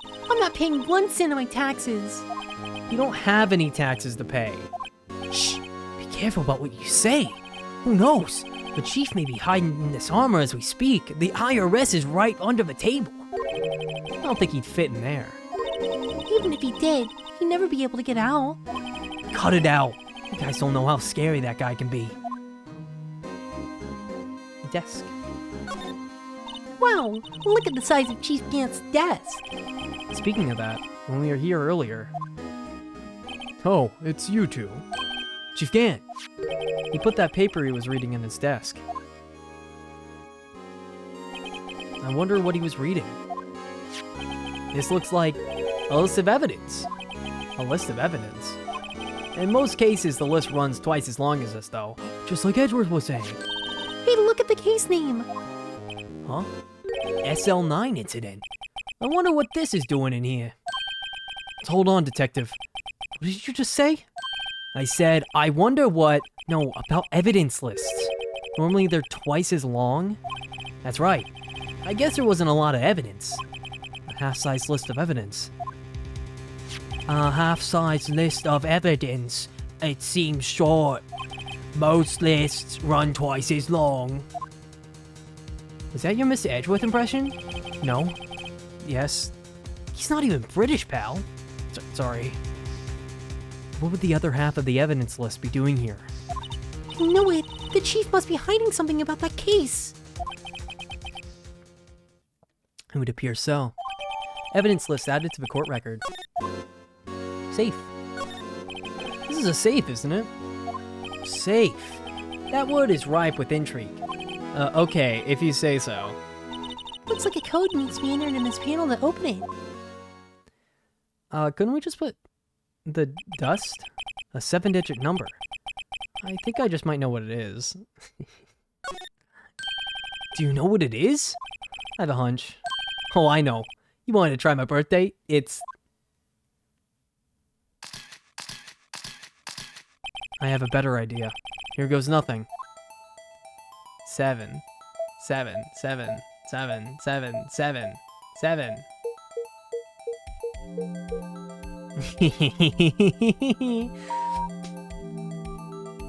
Is he stupid? Bingo. What number did you enter? Whose birthday was it, pal? 77777777. The final ID card number on that record. What? The number of the mysterious executive officer who entered the room that day. You mean 7777777777? That ID number? I think you're 1 7 shy this time. Oh shit, I said too many. This can only mean one thing. That's Chief Gant's ID number. Say, anyone care to look inside? Yeah, I'll look inside. Is there any money in there? How much does he have stashed away? Look, it's A shard of a broken cup. This somehow looks familiar. Where have I seen this before? there's something else in there too. What's this? Looks like a piece of leather cloth. The handprint on it. This is a handprint, isn't it? Hey, I saw someone wearing a shirt like that once. You think the chief made up that design? I don't think so. Oh, well, it was just a thought. Is that it? Is this what was in the safe? Apparently so. It's empty now. Why wouldn't you just throw this shit out? A piece of cloth with a handprint on it. And a broken shard from a cup. They look like pieces of evidence. Yeah, but unless you can prove that they have something to do with this case, I'm afraid I can't just let you take them. After all, it's my neck on the line here. Great. Now I have to prove their relevancy to get them. How are these two items related to the SL9 incident? Come on, there's gotta be something we can show the detective. I can show them. Present. Look at this shit. Where is it? This one. Detective Gumshoe. Could you have another look at this jar? I remember when the three of us put that back together. Those were the days. It's kind of early to be nostalgic. Wasn't this jar a piece of evidence from that case? That's right. One of the shards from the SL9 incident sticker on it. Doesn't this ring any bells? You know, that fragment we just found? You mean this one? That was in the safe? Yeah, that one. That was in the safe. Holy fuck, pal! Did you mention it? It's ringing a lot of bells. Let's see if it fits. The symbol fragments. Here, let me see that shard. I'll take a crack at this. Go ahead, pal. Show us what a rookie can do. Mr. Wright, here's some glue. Mr. Wright, here's some glue. If I can piece this together again, it'll prove Chief Gant was knowingly hiding evidence. Here goes. Oh shit, where does it go? I can't imagine. Are they just gonna do it for me? Okay. Oh, I gotta rotate it.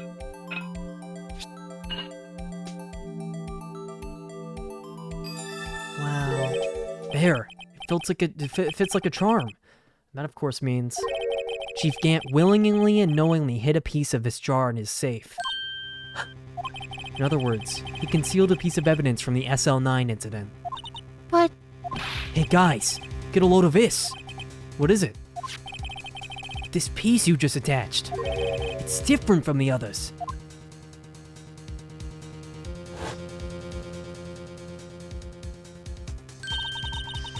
there's a reddish line on it.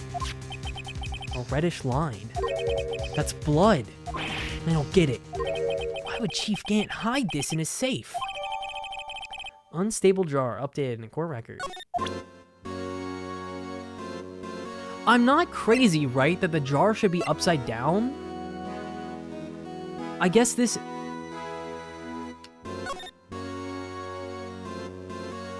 It literally has an opening. Why are they not putting it like this? All the pictures are like, oh, of course the jar has to sit like a trophy cup. If it's unstable, put it on a bigger base. Are they dumb? It's still broken. I'm dumb. Sorry, pal. I want to use... Can I use... the luminol?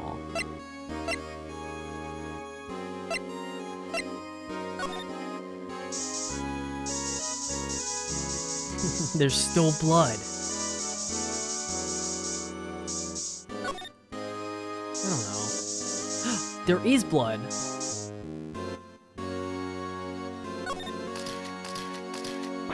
Whoa! This area must have been covered in blood. Is this from that incident? It must be, when Prosecutor Neil Marshall was murdered. 2 years have passed, so the reaction's kind of dull. So a murder really did take place here. I should use luminol in my room and see if people died before I moved in. That's really bad. I really shouldn't do that. I think if I saw any blood on the floor, I would start crying.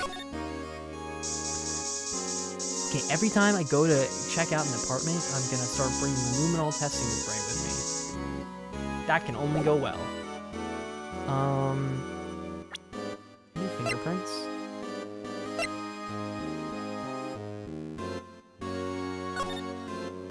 Ooh, I look at it. Can I check? Safe. That word is ripe with intrigue. Okay, if you say so. Can I not check the fabric? I don't have the fabric, do I? Can I talk to him? Do I have any other evidence for the fabric? I guess it looks like his... If I'm fired, I won't be able to give you any information. So that's why I have to get down the system now. You understand, don't you? Don't be so negative, Detective. We do want to share your want you to share your information, though. Oh, who am I fooling? I never had anything useful to share to begin with. Arg! Got to stay positive. Maybe there's another leather thing. Where would there be leather? I guess let's examine the organ? The chief's organ sure is a sight to behold.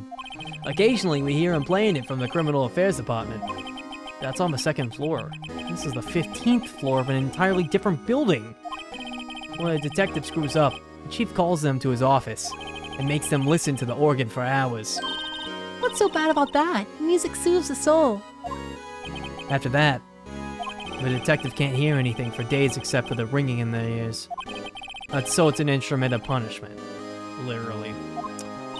But are the chief's ears affected? He never listens to anyone anyway. That's besides the point. Here's that picture. This was taken on that day 2 years ago. The day Joe Dark ran out of the questioning room and tried to kill Emma. After receiving his award trophy, Mr. Marshall took a picture here. They went along with Chief Gant of Question Dark. I bet he never knew he'd be dead in just a few hours later. Gee, you think?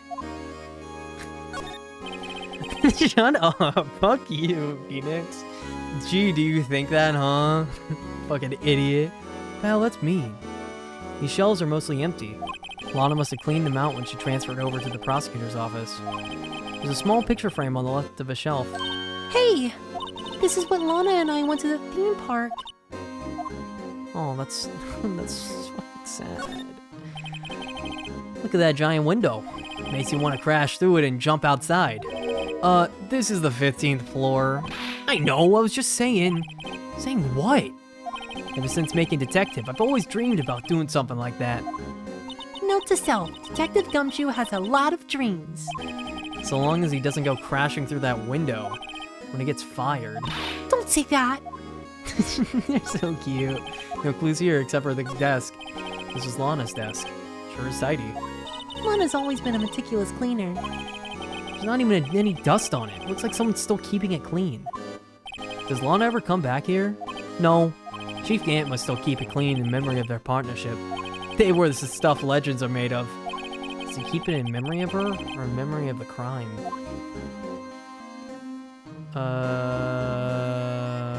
Dishes. Window. Phone? Desk.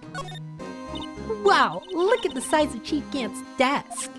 We found this inside the drawer. A list of evidence from the SL9 incident.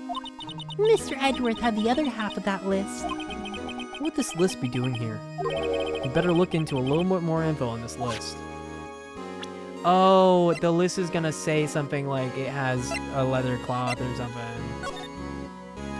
Huh, I can really read this. What the fuck? Oh, okay.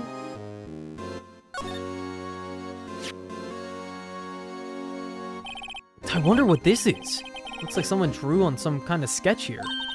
What is this? Did you find something? What is it? Did you find something? I can't make it out. I better keep quiet about it for now. That's obviously... Huh? Oh, no, it's nothing. Why are your eyes moving like that, Mr. Wright? It's better not to... I better not forget about this picture. That's obviously Emma's that she talked about earlier, but we're not going to mention that because reason. Can we not check the actual evidence? Do I have to like click here? Oh yeah, zoom in. That's really...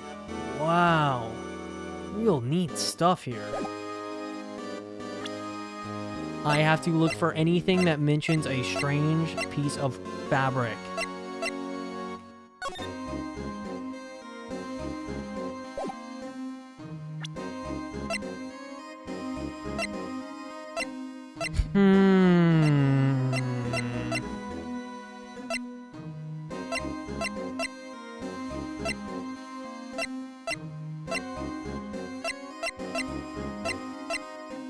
Can I just show him the fingerprint stuff? Detective Gumshoe, I'd like you to have a look at this. Hey, I know what that is.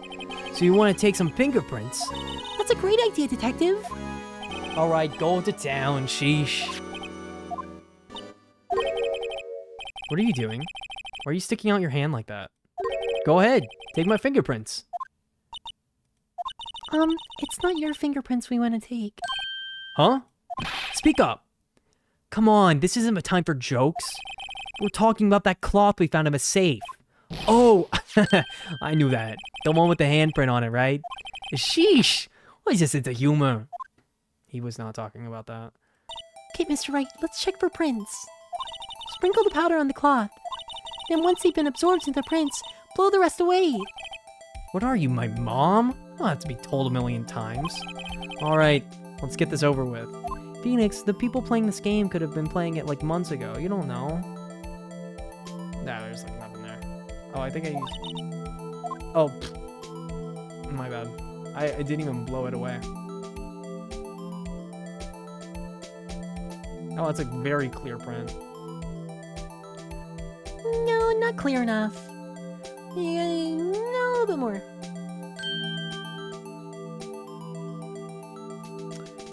No. No. No. No.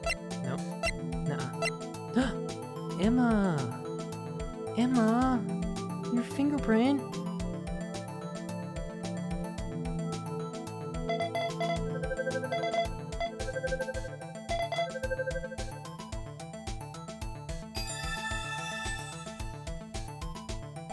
No. How can this be? What are Emma's fingerprints doing here? Hey, you found a match? Whose fingerprints were they? Huh? Oh, it seems the prints are too old. They aren't clear enough to get a match. Oh, that's too bad. I thought they'd be Dark's prints. Psh! Hey, you. Psst! Hey, you. Over here. What's going on here? What are the kids' prints doing inside the chief's safe? Don't ask me. Let's just keep this information from Emma for now. Here. Maybe you should hold on to this. Basic law folding and added to the court record. Well, was I any help? Of course. Thanks to your ID card, we were able to get some hard evidence. Now that's not very kind, is it? In other words, if I wasn't for his ID card, he would have been useless. Isn't that right, you in the coat? Yeek! Chief Gant! We didn't think you'd be back so soon. Fortunately, I'm a man who believes in signs. As I was walking to my meeting, I happened to look out the window and I saw a stray dog running right into a pole. Just then I thought of a certain detective. Do you mean me, sir? Now then, I'm afraid I'm going to have to ask you all to leave. Yes, sir. Sorry. Oh, you in the coat. Me, sir? Drop off your ID on the way out. You won't be needing it anymore. But, sir... Now get out. Yes, sir. We'll be on our way too, then. Wait, you, the one without the spiky hair. Don't go yet. Me, sir? I'd like a word with you.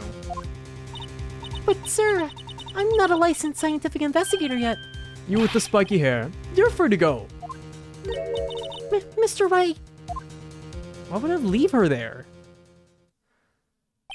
Look, pal. If I've told you once, I've told you 1,000 times. The chief's office is off limits. But no, you just had to go sneaking in there like that, didn't you? I thought you said you didn't care anymore if you were fired. Yeah, but if I knew it would be like this, I never would have said it. Now I've seen the evidence Chief Gant was hiding in his office. I think I'm finally starting to get the picture. But why has she kept eerily silent about it all this time? Anyway, you listening to me, pal? I'm gonna try to smooth things over with the chief again. Later, pal.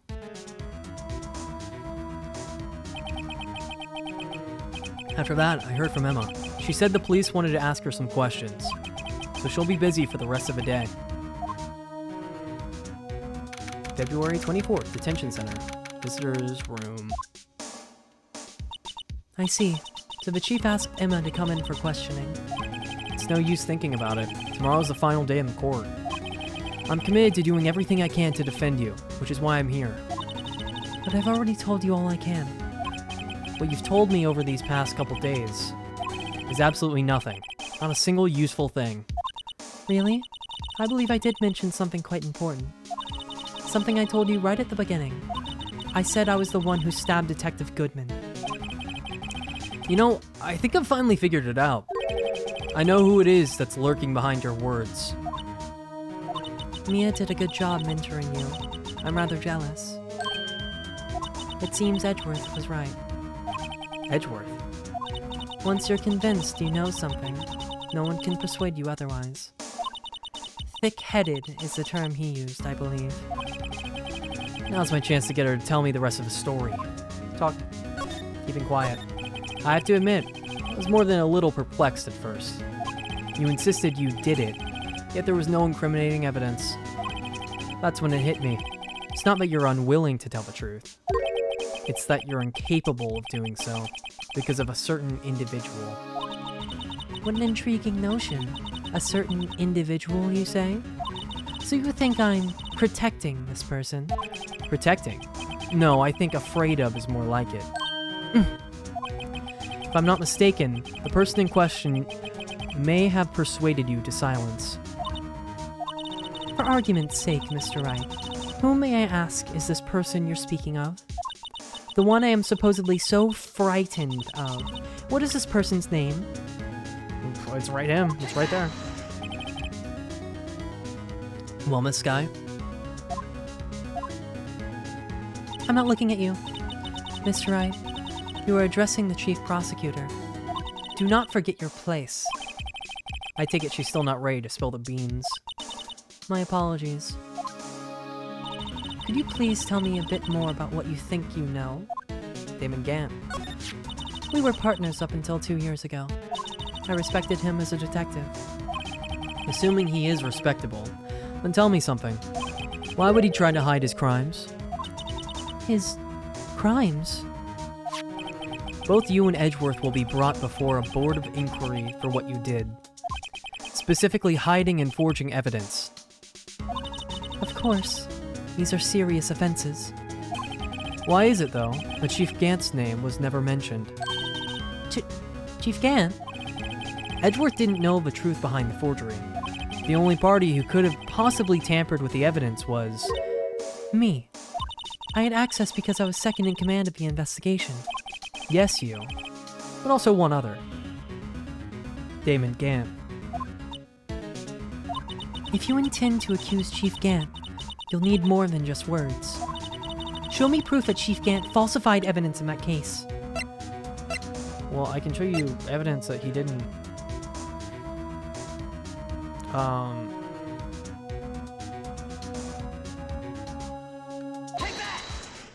You want proof that Chief's wrongdoing? The Chief's wrongdoings? Here it is. That evidence proves someone is doing something wrong, all right. But it's not the Chief. Who could that be? Why, you, of course. Me? Yes. You seriously believe what you're saying, don't you? Now that's scary. You seem to be making some criminal in you. What with all your fallacious accusations? Here to spend tonight in the cell next to me? If you ask me, you're the scary one. Here, I'll do it again.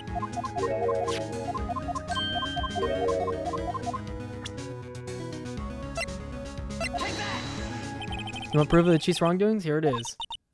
Okay, yeah, shut up.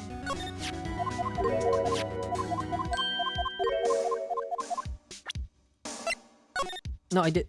That's not. Well, he hid evidence that was for SL9. I mean, okay, yeah, sure. It was the other one. I just found this in a safe in the chief's office. This jar piece and this. Are you serious? I had to show the jar, but I couldn't show. Whatever. And this piece of cloth. Do you know what these are? They're pieces of evidence from the SL. Shut up. Ooh, you couldn't show this, but you had to show the other one. You make me mad. From the SL9 incident. The person concealing evidence was none other than Chief Gant himself. Now tell me, where are you taking all the blame for him? Touché, Mr. Wright. It's as you surmised. I cannot disobey the chief's orders, even if it means being found guilty for murder. Why not? Come now, Mr. Wright. You can't possibly expect me to be able to tell you that. 3 days ago, I had no choice but to cooperate. In the murder of Detective Goodman. Or perhaps I should say, follow orders. Yes, that's more accurate than cooperate. Orders. Although I can't tell you the details, I can say that I was given an order that day.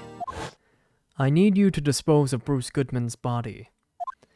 You'll find it inside the trunk of Miles Edgeworth's car. Just as I suspected. Despite what everyone believes, you were not the one who murdered Detective Goodman. Correct. I was trying to take the body out of Edgeworth's car. The trunk's lock was broken, and I discovered that murder weapon while inspecting the body. The murder weapon? You mean Edgeworth's knife? No. When I found the body, this was the knife stuck in it. The knife from the SL9 incident. Serial killer Joe Dark's knife. I couldn't just leave that knife in him, so I took it out and stabbed him with another knife. That would be Edgeworth's knife? That's right. Even though he was already dead, my hands were shaking at the thought of stabbing him. That's why I ended up cutting my hand. And that is the reason for the bandage on your right hand? Yes. It seems I got blood on the victim's shoes as well. And then she saw me just as I plunged the knife in. Miss Starr, huh?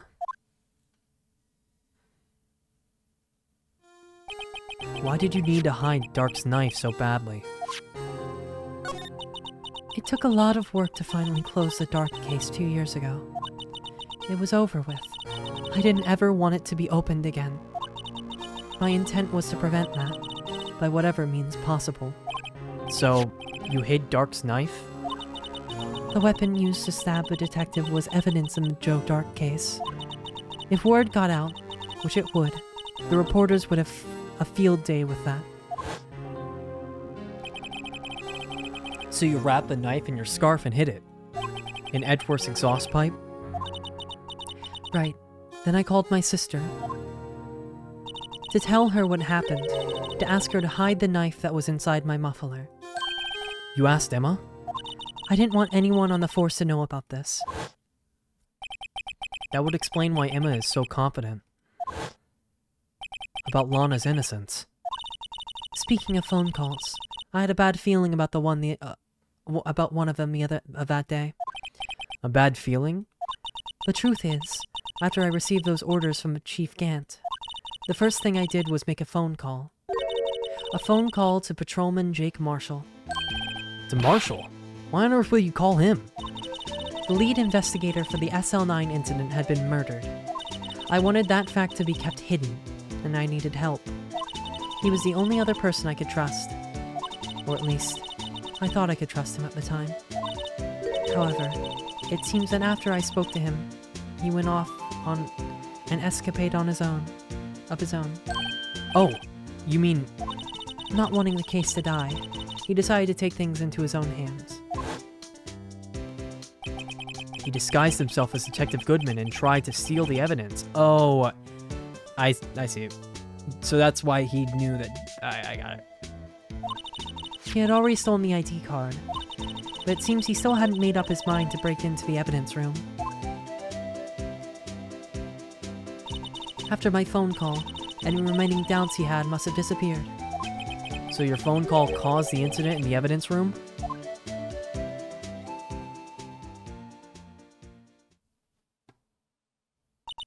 I'm afraid that's all I can tell you. But Lana, You've earned my respect, Mr. Wright, both as a defense attorney and as an investigator. Now please, don't pursue this any further in court tomorrow. tomorrow's trial. There's only one way to drive off Lana's demons. I've got to get to the bottom of everything. Detective Goodman's real murderer.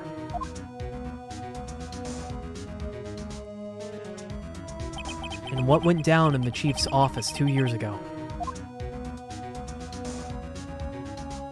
To be continued. Honestly, I really think I could keep going. I really feel like I could keep going. I'm gonna take a break. I'm gonna take a quick break. I'm gonna get some, actually not a quick break, like a longer break. Get some tea.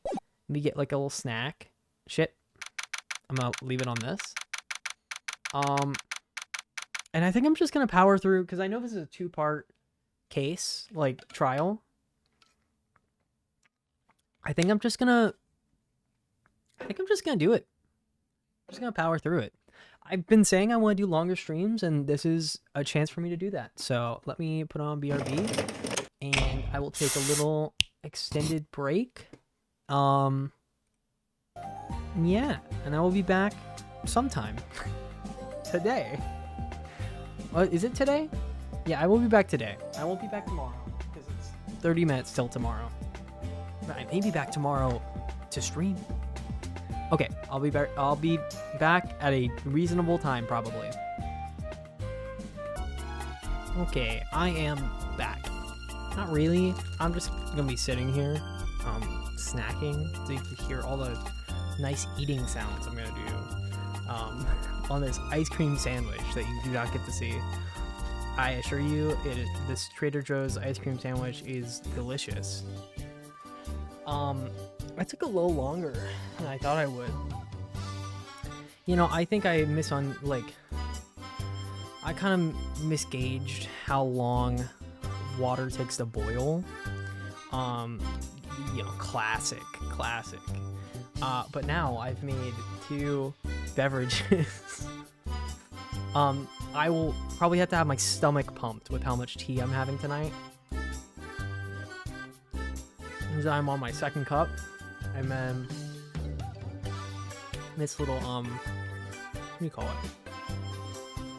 I guess container, jar. It's not a jar. Damn, what do you call that? Metal warm drink holder. Got it. I made one of those too with chamomile. My one that's open is mint, and this is chamomile. And as I was walking down the stairs, I slightly burned my finger on my cup because I was holding it like reverse way, so I had to switch hands. And then as I was walking down my stairs, this fucking thing started growling at me. Like, listen. Well, it's not doing it anymore. But it was going like... And I was like, I hope it doesn't burn me. But it's okay, it's fine. It's just a little overfull. So, I'll be okay. If you were wondering how far I made it through my sandwich, my little ice cream sandwich, I have been talking for the past 2 minutes, so that should give you at least a little idea.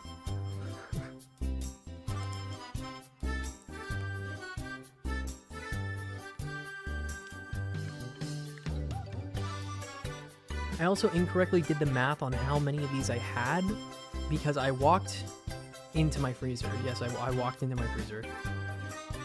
And I opened the box and I took it out and saw that after taking this one out, I was left with 1. And I said, damn, it's Someone must have been taking my ice cream sandwiches because it doesn't make sense.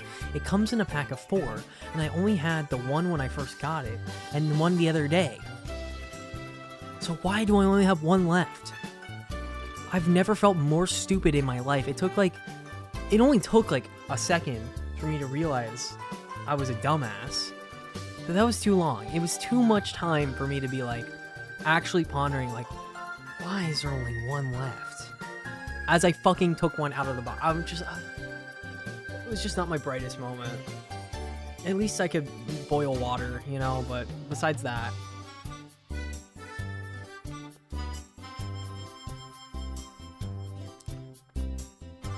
Man, I have a picture of Mr. Phoenix Wright and a picture of a guy from the 3rd game, Godot, waiting for God. And then there's Emma. Oh my god, I don't have Emma. That is really funny though.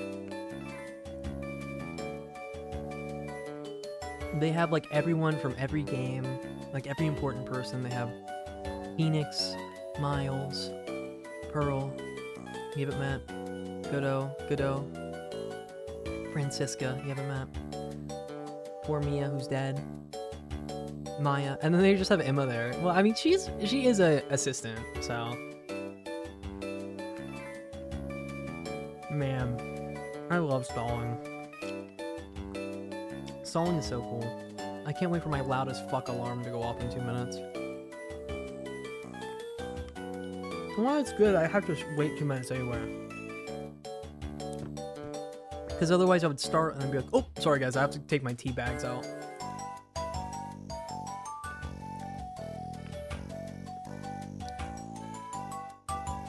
Ooh, yeah, this is very full.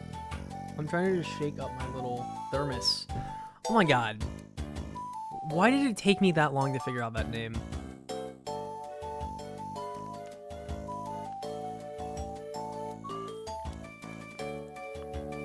I think what's a little crazy to me is I played specifically on this session, like this playthrough. I've played 38 hours of Phoenix Wright. I've only played like 16 hours of Marvel Rivals, but it probably counts time it's just been open, which is probably like an hour or 2, but still, it's like, it's a crazy amount of time. It doesn't feel like it.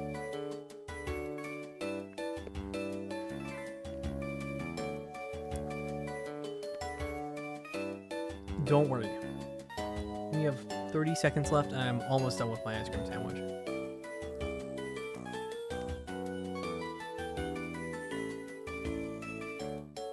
It's probably one of the longest breaks I've ever done though.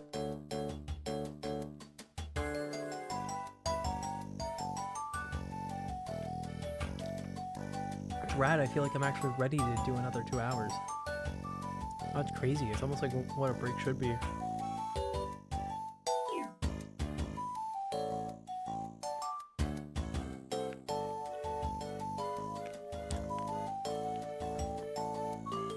Oh my god, that scared the shit out of me. Oh my god. I knew it was coming too. For some reason, there's just more information about me. I constantly had to turn up my sound for my alarms. It would keep turning down by itself. And now it's so fucking loud. I don't know why. I apologize for what's about to happen. There we go. Okay, I fixed it. It's just so loud. I'm like, it doesn't need to be that loud. I want it to be like, at least a little loud, but like, it would go all the way off. I'm like, okay, I'll move it halfway, and now it's like, oh, you went all the way? Nope. Teabag, done. Teabag 1 is leaving. Should I just leave Teabag 2 in? Ow! Who would have thought boiling water would hurt?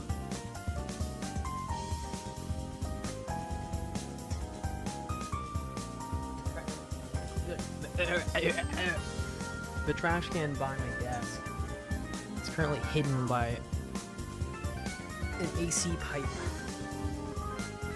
I probably should have taken that pipe out a while ago since it's cold, but I like having the AC, because it is already 74 in this room, just because my computer's on.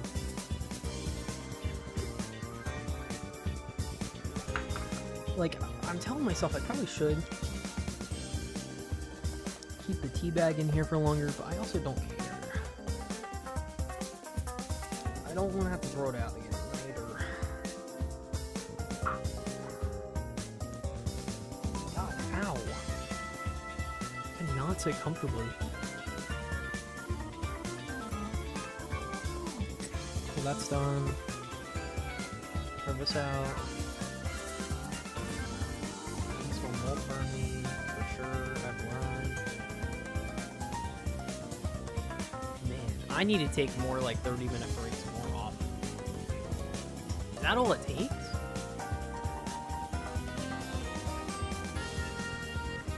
I get to start earlier and also stream longer? And I don't have any repercussions for taking a break because no one's watching anyway? You're kidding! Holy shit! This is awesome! I am excited to... I love Ace Attorney, and I'm ready to read more of them. I'm excited for it to be done. I'm very, very, very excited for Ace Attorney to take a little break, because it's kind of hard to be funny. It's kind of hard to be funny playing Ace Attorney, because there's just so much dialogue. And with so much dialogue, I don't feel inclined to talk, you know? Happy to do it, love doing it, it's fun. I like doing it, it's fun for me. But man, I can't wait to play like a Mario game or something. There's just something like, I just make my own fun with it. Like Starkey? I might have to play Starkey too. No, what's gonna happen is I'm probably gonna get this done. I'm going to go to Zelda and Paper Mario, I guess. Sorry, I just have a wrapper and I can't not play with something on my desk. Probably go to Paper Mario. I haven't really thought it through. Oh no, I'm stupid. I have 2 games. My one game my friend gifted to me and one game I bought like forever ago that my friend has requested that I play. And I said yeah. Because I'm just really fucking cool. Shut up. So yeah, I'll probably play that in addition to Zelda. And then I will get back to Paper Mario after like 400 years. I feel like it's been a long enough break, huh? Well, you feel like we could go another 4 minutes? I feel like we could go another 8 minutes. You know, like I really just need to go scroll on, I don't know, TikTok or something. I gotta download all those videos like I said I would. And start posting them. I need to start my media thread on Blue Sky. I haven't done that yet. I guess Phoenix Wright, depending on how tomorrow goes, Phoenix Wright may be the first thing added to that. I also need to finish last year's, because I didn't watch a lot of stuff. I guess I'll just... I haven't figured out how I'm going to do that. I don't care. The answer is I don't care right now. And I have more time to do it, because next week I have like so much fucking free time. I might have to make myself stream next week, because I just have so much free time, and I would be crazy not to use it. Anyway...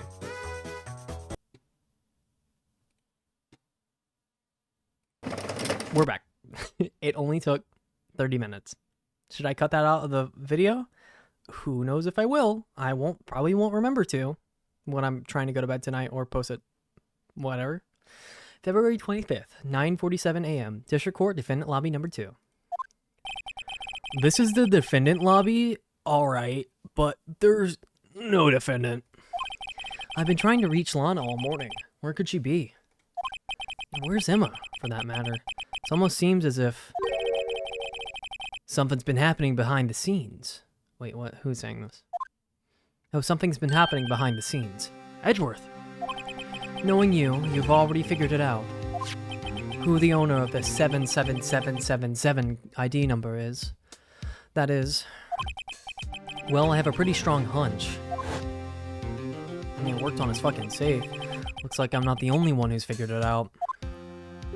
You know, the only reason this trial didn't reach a verdict yesterday is because there was still room for doubt regarding this ID record. If that number does belong to whom you suspect, then no doubt will remain. After all, he hasn't been officially charged with anything. True. Not yet. In any event, once all doubt has been removed from that list, I can call for a ruling. 5 minutes, right? And Chief Prosecutor Sky will be found guilty. But she didn't do it! I figured you'd say as much. That's why I came here, to hear what you have to say. Edgeworth, you gotta work with me here, bud. You gotta work with me here, bud. This is the first time he's ever done something like this. Well, not true. He wanted to hear what you had to say when he was guilty. Lana's hiding something, and the only way we'll ever know the truth is to draw it out of her. The truth. Yeah, but truth, man. Do you not know what that word means? No? What does it mean? Is this blocking? I just want my water on my desk, but I have no room because I have a shitload of stuff on my desk. The truth. It's also not good to be precariously balancing a boiling hot cup of tea right above my legs, but you know, who cares? Everything goes back to the SL9 incident. Don't be stupid. Today's the last day of the trial. We don't have time to reminisce about the past. That depends on you. If she's found guilty, you'll lose your only chance to find out what really happened.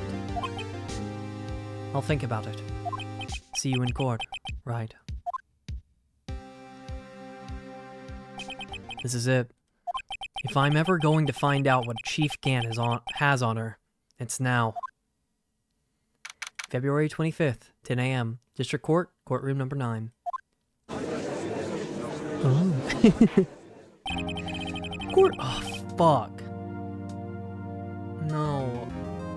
Oh, I realize how much I don't want to do the judge voice right now. Okay, guys. That's it for the stream. I hope everyone had a wonderful day. I hope you have lots more.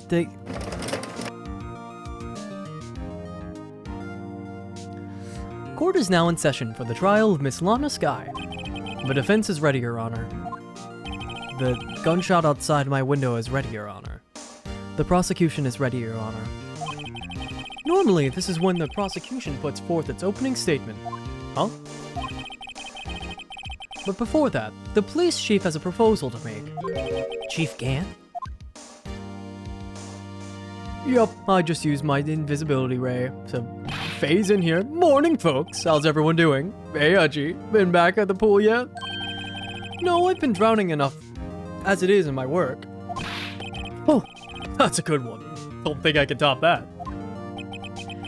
If you don't mind me asking, Chief, exactly what is this proposal of yours?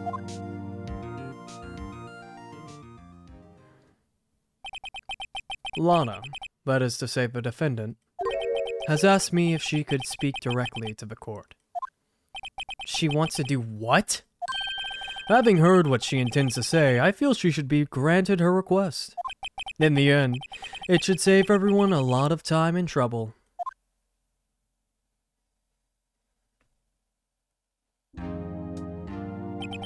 What's this all about, defendant? I'd like to make one simple request, and I'll be finished. Well then, what's her request? Your Honor, I'd like you to put an immediate end to this trial. Huh? I confess to all charges against me. On February 21st of this year, I murdered Detective Bruce Goodman in the underground parking lot of the prosecutor's office. Ah! Sorry, I didn't do that. That's retrospective, retroactive. You can't. Your Honor, the defendant's claim does not change the defense's plea. In that case, Mr. Wright, I no longer require his services. But Lana... Your Honor, I hereby forfeit my right to an attorney. The prosecution may lack direct evidence against me, but it has sufficiently proven its case through testimony and circumstantial evidence. I would like you to render your verdict now, if you please. Well, the defendant certainly has the right to self-representation. Her request is legally valid, although it is an unprecedented situation. Indeed, it appears there's no further need to continue this trial, even if Mr. Wright may feel otherwise. This can't be happening. It appears the time for the verdict has arrived. This court finds the defendant.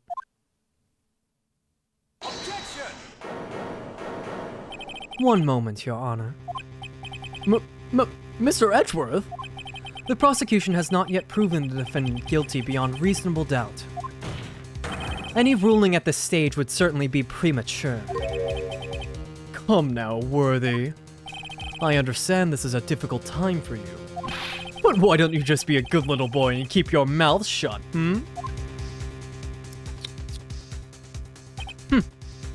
I don't think I care for your tone, Chief Gant. What? Creating another fabrication to cover up your past mistakes. Sorry, but I'm no longer the naive little boy you would have me be.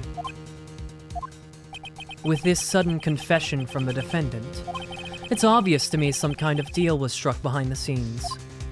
Some kind of deal, Not everyone operates as you do, Worthy. I thought so. Your Honor, the prosecution would like to change its first witness. Oh? To whom? As its first witness, the prosecution would like to call Miss Emma Skye. I request the court hears her testimony. Mr. Edgeworth, I am exercising my right to self-representation. I don't think we need to I don't care what you think, Miss Skye. The exposure of truth sometimes results in tragedy.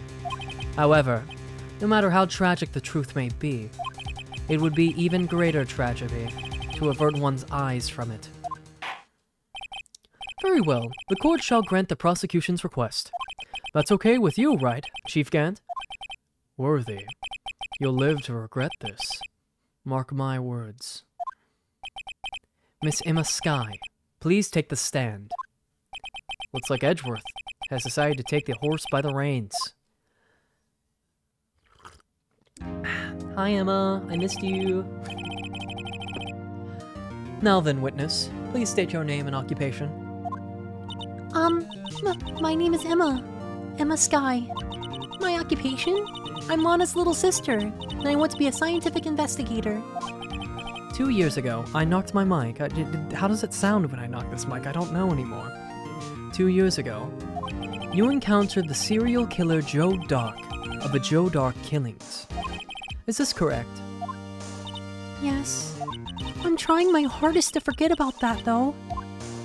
I'm sorry, but I'm afraid I'm going to have to ask you to recall those events one more time. Mr. Edgeworth, please remember this trial concerns the murder of Detective Goodman. Is it an incident that was resolved 2 years ago really that relevant? Yes, it most certainly is. He's really helping us out on this one. Well, okay then. You sure gave in fast. Now, please testify about what happened to you 2 years ago. The trip to yesterday has finally begun. Yesteryear. It's bound to lead to the truth behind this trial. They're gonna accuse Emma. I know. 2 years ago. I was waiting in my sister's office that day. A man came running in and took me hostage. Neil Marshall rescued me. But I'll never forget what I saw in that instant. The man raised up his knife and stabbed Mr. Marshall in the chest. It's a good thing you weren't harmed. I passed out. I don't remember much. That's understandable. However, please tell me, Mr. Edgeworth, what does this testimony have to do with Detective Goodman's murder? That will soon become apparent, Your Honor. You've got to admire him for his courage, considering he has no evidence. Very well, the defense may begin its cross-examination. I guess I'll just press her. I was waiting in my sister's office that day. A man came running in and took me hostage. That must have been a real shock. Yeah, even more so than it was fucking lightning outside. Was that the joke, huh? Was that the joke? No, I just meant that must have been traumatic. Even now when I close my eyes, I can still see it just as clearly. Tell us, What were you doing at that moment? I believe you testified that Joe Dark was holding you hostage. When lightning struck and the lights went out, Mr. Marshall jumped on Dark. I was thrown aside and the two began wrestling each other. I'm pretty sure I was watching them. Emma doesn't have any reason to lie. But Lana sure does. I need to get Emma to tell me as much about this as she can. I guess we just press everything. I was in my sister's office that day. Why? 2 years ago, the defendant was a detective at the police department, correct? Yes, she was second in command under Deputy Chief of the Police Gant. My sister, she was the best detective ever. Yes, I remember. Deputy Chief Gant and Miss Sky used to be quite the pair. I believe they shared the same office. That's right. I'd always sit at my sister's desk and dream about playing on that organ. I wanted to play it that day too. The police department and the prosecutor's office held a ceremony that day. Lana promised to take me to dinner after she finished her work. A man came running in and took me hostage. A man? Yes, Joe Dark. He was a serial killer.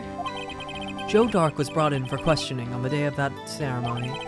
We were desperate to get anything on him that would lead to an arrest. When he saw his chance, he fled the room, right? Upon fleeing the room, Dark proceeded to take the elevator. He must have been in a panic because the elevator was going up. Then he ran into Sky and Gant's office. There was a lot of noise coming from outside, so I opened up the door to have a look. That's when I saw him. No, Marshall rescued me. What do you do? What was the prosecutor doing there? That day, there were two people present during Dark's questioning. Deputy Chief Damon Gant and Prosecutor Neil Marshall. Almost forgot about Gant. Neil Marshall had just received the King of Prosecutors Award. Young and dedicated, he went straight to the questioning room after the ceremony. I assume that would also be why he was the first to run after Dark. When Dark grabbed me, I thought it was as good as dead. And that's when Prosecutor Marshall came running in? I don't clearly remember what happened then, but I'll never forget what I saw in that instant.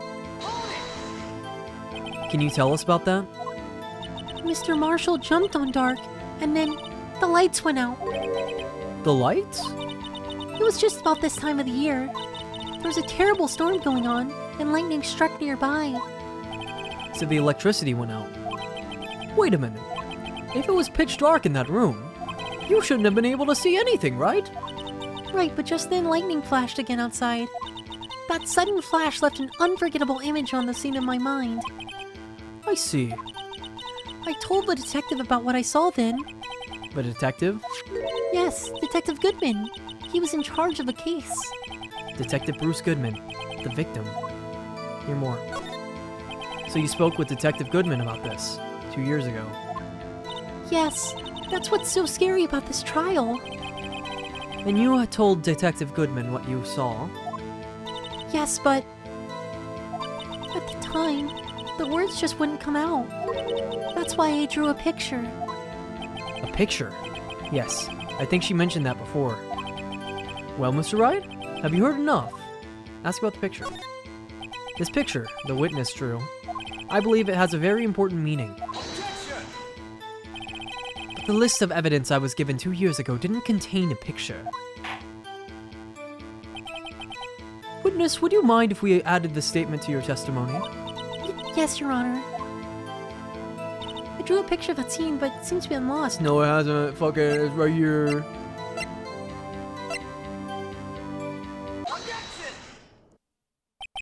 Mr. Edgeworth, this little girl put all her heart into drawing that picture. And yet you would insist on denying its existence. Huh? Hey, I'm not the bad guy.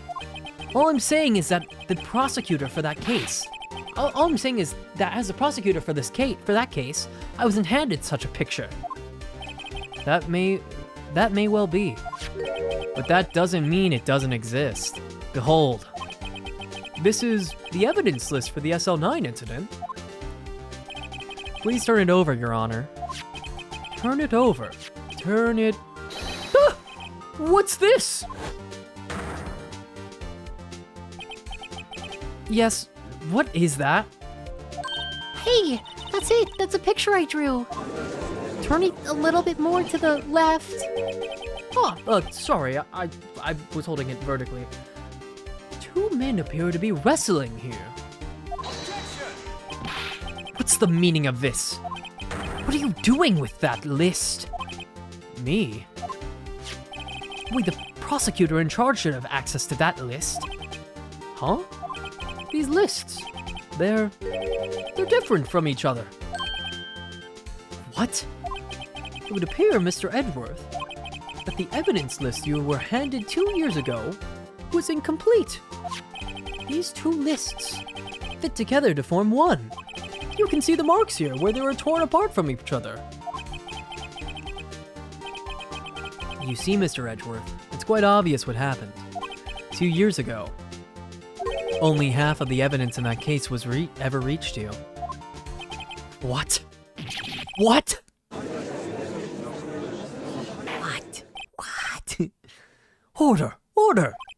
But, Miss Sky, when did you draw your picture on the back of such an important list? Why?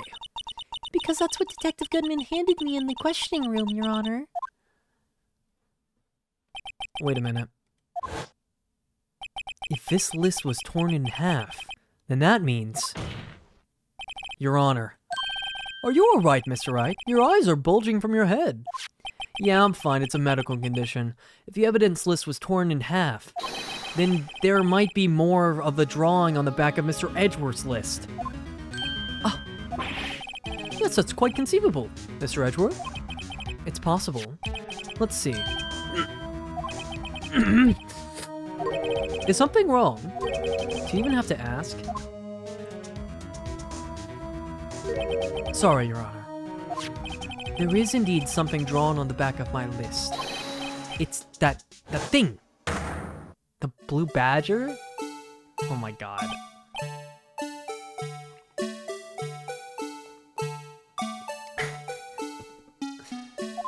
That's that thing.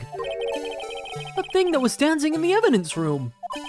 Clearly, this is an act of vandalism in the work of a certain chief of detectives. I guess he was out of scrap paper.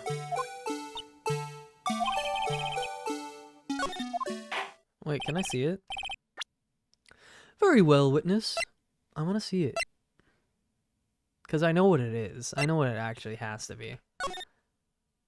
What the fuck? Okay, so that's the jar, right? But like, why is it flying?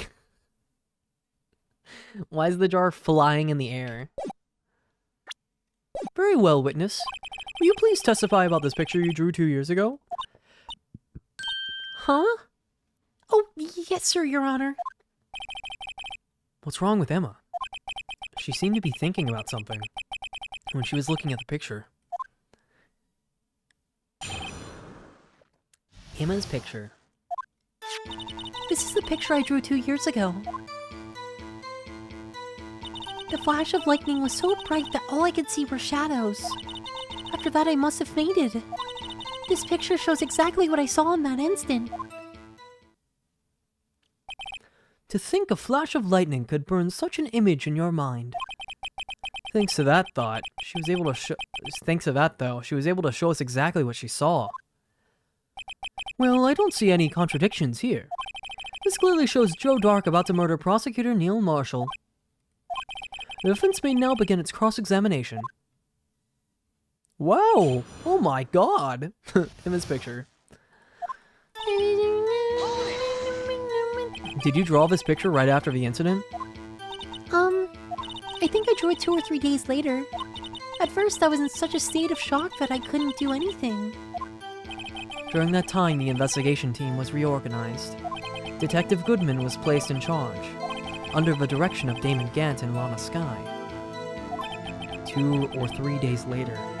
The memory should still have been fresh in her mind. Excuse me, witness. But can you please tell us why the picture is painted all black? The flash of lightning is so bright we could see were shadows. Silhouettes? So the time you didn't even know it was Mr. Marshall who had come to your rescue? No, I couldn't see him clearly. The lighting was so bright, this lightning was so bright, and I was knocked to the floor. You were knocked to the floor. Dark had a tight grip on me, but when Mr. Marshall jumped on him, I was knocked away. I turned around, and that's when the lightning flashed. Poor Emma. I'm just glad she wasn't hurt. What happened after the lightning flashed? After that, I must have fainted. You mean you didn't see the actual murder take place? No, I'm sorry. The flash of lightning only drove off the darkness for a split second. Not only that, but the trauma of the situation understandably caused the witness to faint. Do you really need to torture this girl any further? What? Hey, I'm not the bad guy here. Anyway, this picture. This picture shows exactly what I saw in that instant. Sorry for asking so many times, but are you sure you drew exactly what you saw? Of course! This is the exact scene. It wasn't influenced by any way from your talks with the detectives? Are you insinuating we somehow manipulated her memory, Mr. Wright? No, of course not. I better watch out or he might find some way to cut my salary. I drew this picture before I heard anything from the detectives. So I don't think anyone's story would have influenced me. Mr. Wright, is there something that's bothering you about this picture? Huh? Oh, well... That's strange. She claims this is exactly the scene that was imprinted in her mind. And yet, there's clearly a contradiction here.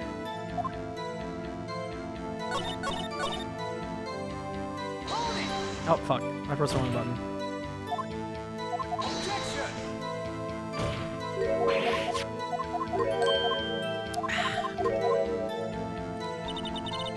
This is easy breezy. Easy peasy. Okay.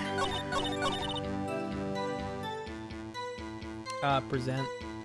Did I just present the picture?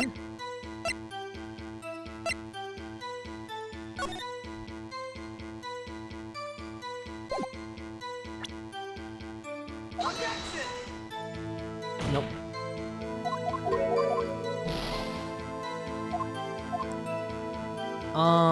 Is it that it's not a knife?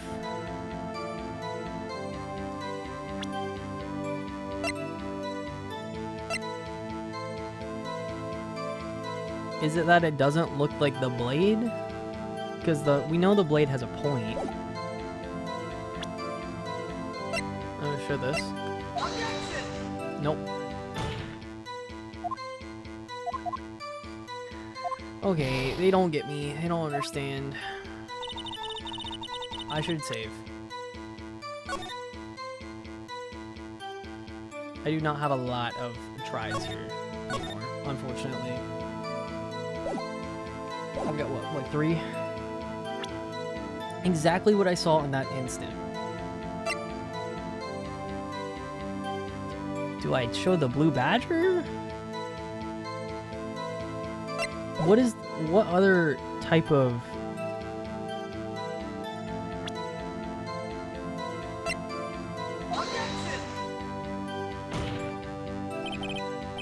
Okay.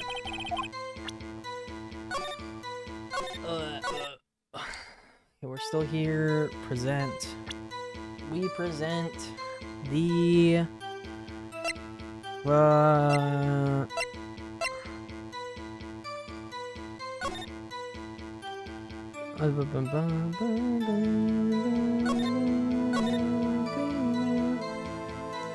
Wait, but why is Lana Sky a witness and Emma's not? Oh, because Lana was the first one to see. I'm stupid. I was like, what? No, it doesn't make any sense. Lana had to be there. Okay, I will be right back, actually.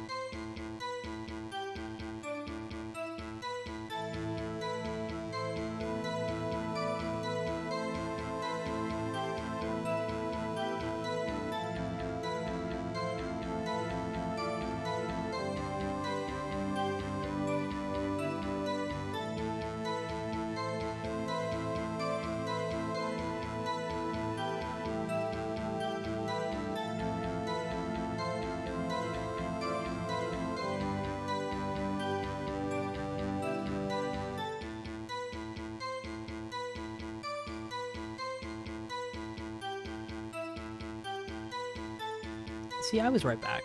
I've been drinking too much tea, and I had to set my alarm clock for in the morning. Okay. Stabbed in the back. Oh. Stabbed in the back. I'm stupid. I hate to be the bearer of bad news, but this picture the witness drew contains a blatant contradiction. What? But I remember it just like it was yesterday. Mr. Wright, perhaps it would be faster if you simply pointed out this contradiction for us. What part of his picture contradicts the autopsy report?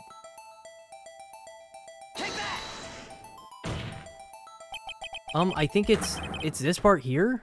Okay. I don't see what's so strange about that. I guess I was just fucking stupid, but I got it right, but wrong. Okay. Autopsy report, let's go back. Died from a knife tip was in the wound. Oh, I guess the knife tip? I guess that's maybe their back.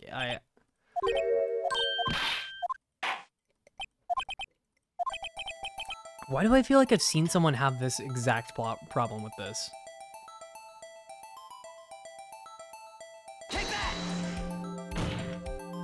The contradiction, of course, lies here. That's what I was saying with the knife, but you know, you didn't want to listen to me. You didn't want to listen to me when I said the knife tip was in the body. I had to go to the autopsy report. No. We had to go to the autopsy report. We couldn't put the knife. Yeah, of course. The contradiction, of course, lies here. Take a look at the knife and the man is holding. This pisses me off a little bit. I know the older games are even worse about this, but like, dude, I was presenting the correct evidence for the exact logic that you wanted, but you wanted the other one. I get it. I'm not too mad at it. It's fine. If you look closer, you can see its tip is broken. Even I don't have to look closely to see that, Mr. Wright. But Mr. Wright, look at the evidence. See the murder weapon? Its tip is broken too.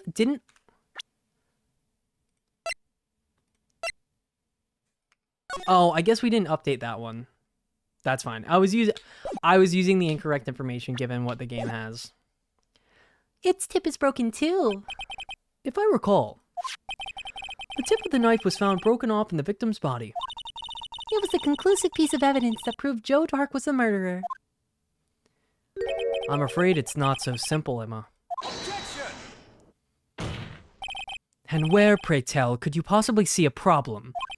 It's obvious, really. The victim suffered a single stab wound to the back. If the victim was only stabbed once, then the murder weapon should not yet be broken. Huh! What's the meaning of this? Perhaps the knife was broken beforehand. Sorry, but I'm afraid that's not possible. The tip of the knife was found inside the victim's body. If it was broken beforehand, it couldn't possibly wind up there. That's right, but what does this mean? The tip of the knife was undeniably discovered within the victim's body. The only possible explanation is the witness's memory is mistaken. That's why I asked her so many times if she was sure she remembered correctly. I believe you were annoyed at the time, but she was sure she remembered correctly. But there's no other way to explain this inconsistency. Not so fast, Mr. Edgeworth. There is another explanation. Have you forgotten already? About a little something called falsified evidence? You're treading on thin ice, right? All I'm saying is that this broken knife tip might be the piece of evidence that was forged. You can't deny the possibility. No. Ah!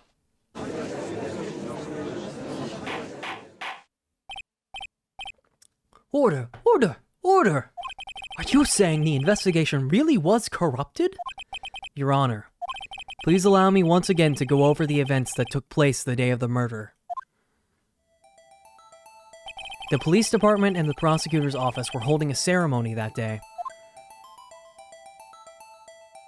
After receiving the King of Prosecutors Award at the ceremony, Neil Marshall questioned Joe Dark along with Damon Gant. During his questioning, Joe Dark fled the room. Prosecutor Marshall chased after him and was killed by Dark. It is my belief that somewhere in this story, there is a lie. I'm not lying. That man really was holding up a broken knife. If that's true, then there's no other way around it. This could not have been the actual murder weapon. There must have been another broken knife. What are the chances of there being two broken knives? Another broken knife besides Joe Dark's. Could there have been one? There is another one. If the witness is this adamant about the accuracy of what she saw, it can't just be explained away by a simple observational error. Mr. Wright. In that instant, Emma really did see a broken knife. I assume, then, that you have some fucking thing? Information? Oh, shit! The murder weapon was already broken prior to the murder. There's only one way. Take a look at this. Here's the real murder weapon.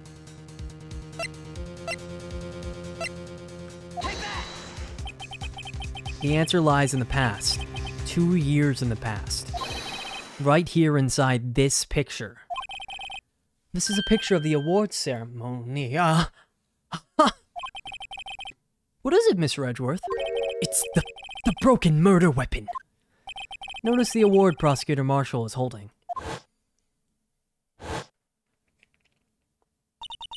That's a broken knife. As we earlier concluded, the knife in the drawing was not Joe Dark's knife.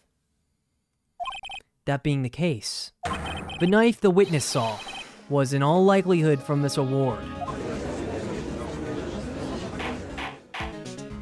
Order! Order! Order! Neil Marshall was awarded King of Prosecutors that day. An award, he was given this broken shield and knife.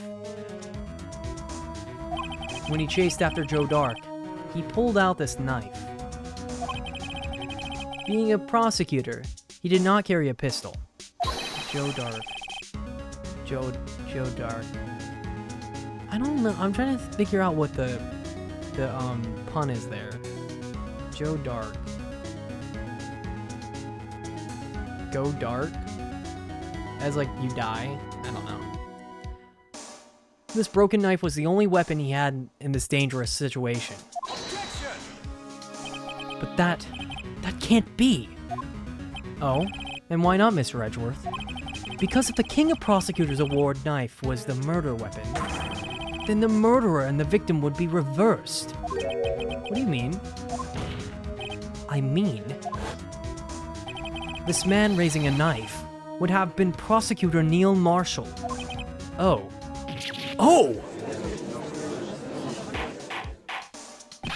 But the prosecutor was the one who actually died. That's true. What's going on here? It seems Mr. Wright has been a bit too eager to jump to conclusions. Wait! I remember now. I remember everything. Witness? Mr. Edgeworth. What is it? Could you show me your evidence list again, please? His list? The one with that picture scribbled on the back?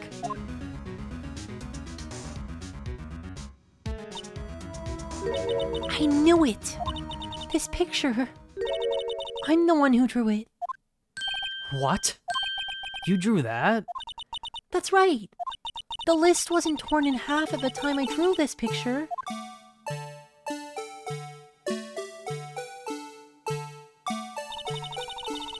All this time I've been trying so hard to forget.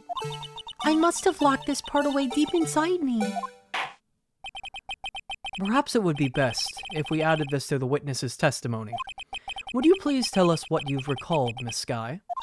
Yes, Your Honor. First the knife mix-up and now the blue badger? This should be interesting. Emma's recollection. When I saw that man raise his knife, I panicked and rushed toward both of them. I think I knocked away the man with the knife. Just then there was another flash of lightning, and that's when I saw the blue badger. He wasn't in the room. I'm sure I saw a shadow. This is certainly most unusual. Try impossible. The chief of detectives hadn't even designed him until this year. That would mean he didn't even exist 2 years ago. Yes, well, the defense may begin its process. Stop! Please! Don't pursue this any further! Lana. What's the meaning of this? Please remain seated in the defendant's chair. But you can't do this! I've already confessed to the crime! Why can't you just leave it at that? Chief Prosecutor Sky. We've already come to this far. It's too late to turn back. Silence. The defense will now begin its cross-examination. Bailiff, please detain the defendant. Bailiff, work his pee-pee! Seems we're finally getting to the core of his matter. Emma's recollection. When I got to that man running, I appeared to restore running. I think I knocked the man away.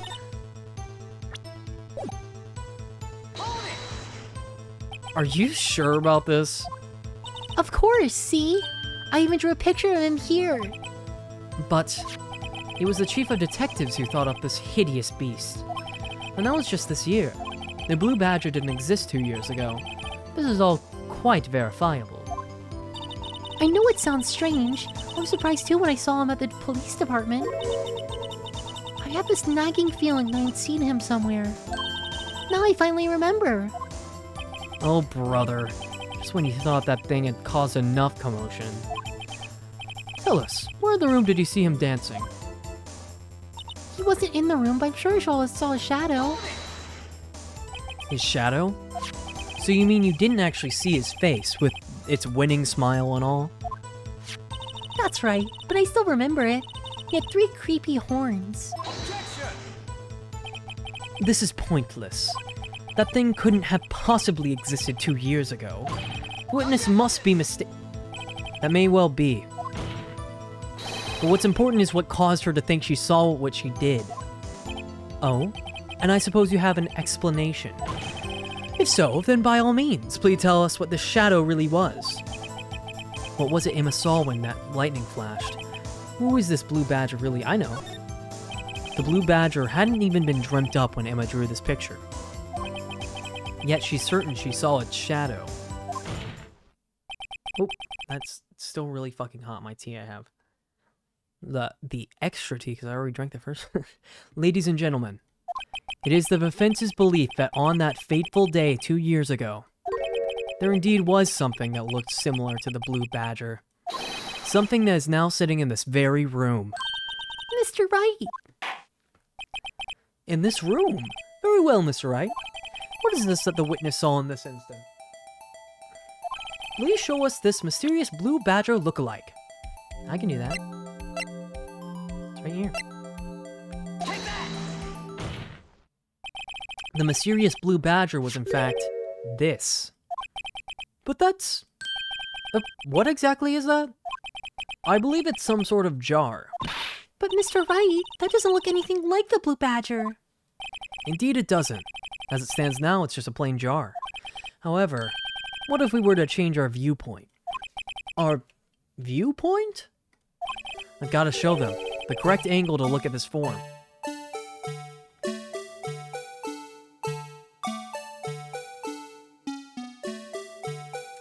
Fucking, oh my god. How the hell do you do this?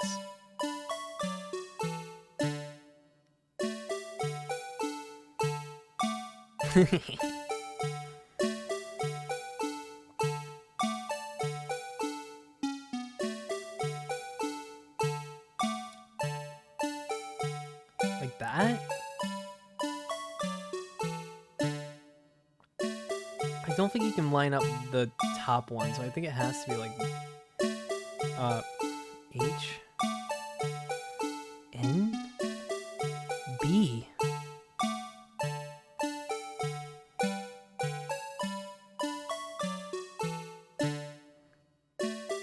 Oh my god. Oh my god. This is so infuriating actually. Wait 1 second. Do I have to go around again? Okay, there we go. No, I'll just go down.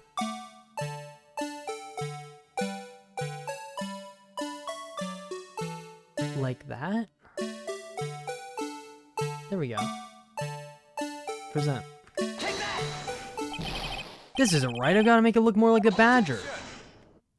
Allow me to remind the defense in case it hinders of a draw. What the fuck?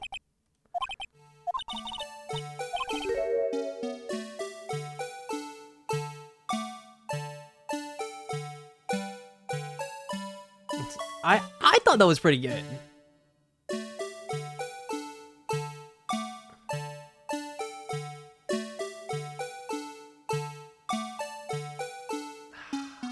What the fuck?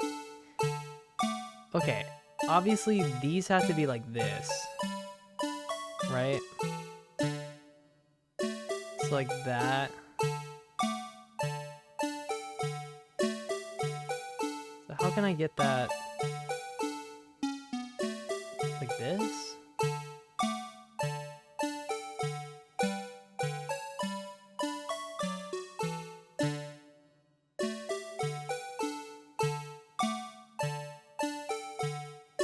Okay, now I just have to be, nope, N,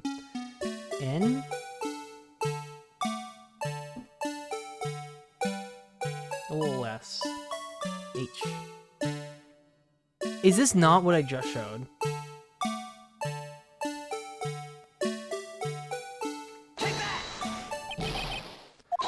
Oh my god.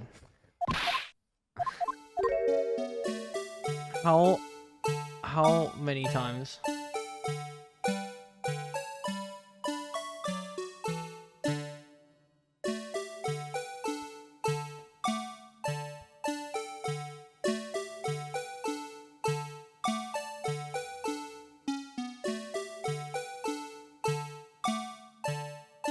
I'm going to go crazy. This is like torture.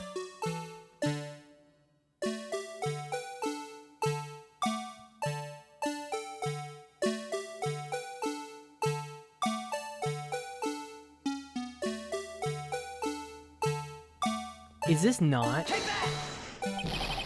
Oh, how much do I have to? How much do I have to show them?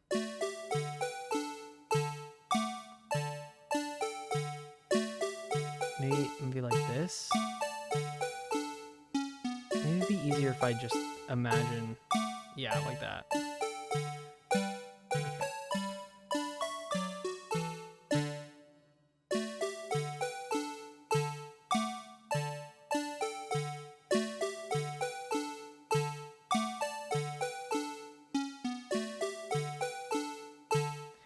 I'm not crazy. I'm not. I can't do it.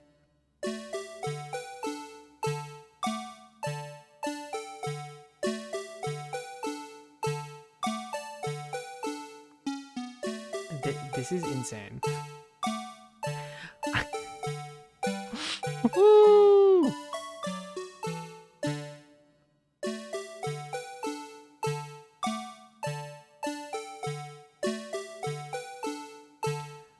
Am I crazy for saying that this...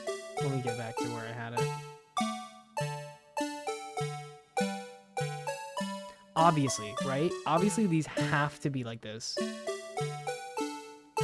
They have to be like that. No, wait. Yeah, they have to be like that. Oh, God. Oh, my God. Oh, my God.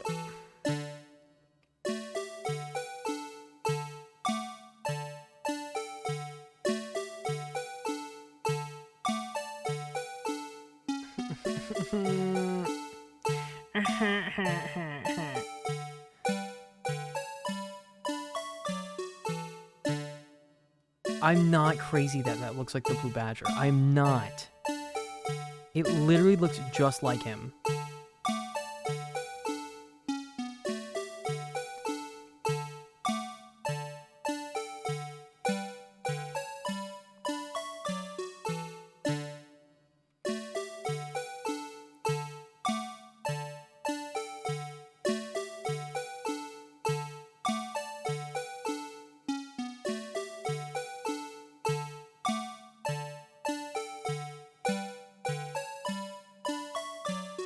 This is... Oh my God, this is like probably the worst experience of my life. I guess I've got it pretty good then, if this is the worst experience of my life. Okay. There's no way it's just this.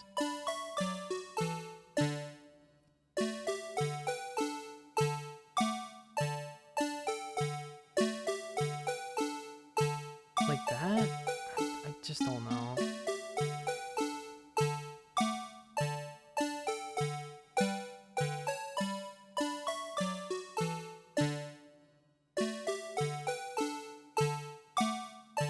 Like, I've done this 4 times now. I think that looks like the Blue Badger. I don't know what these other like idiots are talking about, because this is like spot on Blue Badger.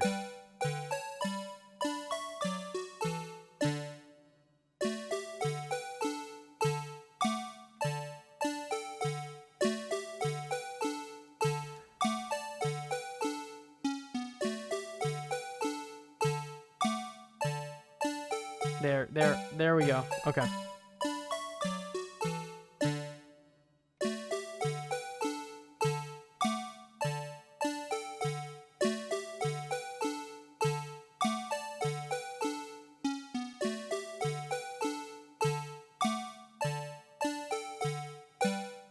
You cannot tell me that doesn't look like the Blue Badger. Oh my lord. Oh my lord. What? There.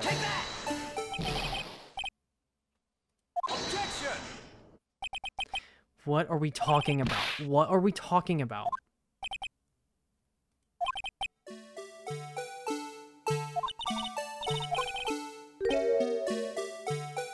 Oh my god.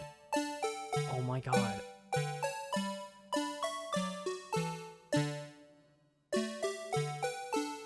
Take that! Objection! I guess I'll do it like that, but this way.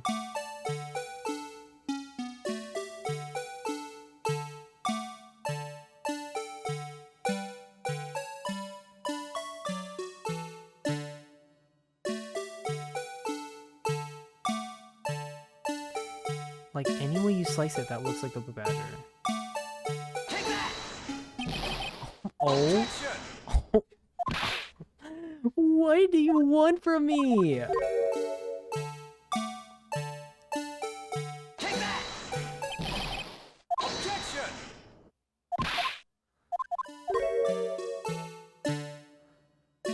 Oh, maybe it was a bad idea to continue going tonight, because this is killing me. The Blue Badger is right fucking there. I am not playing this chicanery anymore. It is 100% there. It is right there. Are you serious? What are we talking about right now?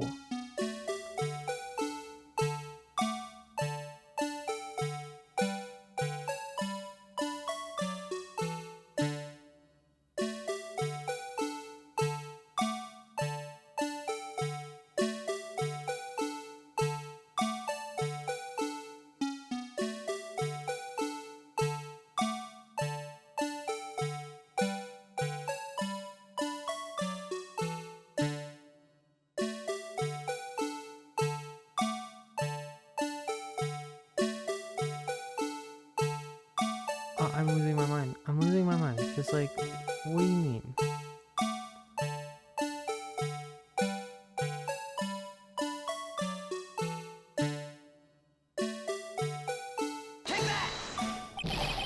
I have to look it up at this point. I just need any sort of hint because this does not make any sense.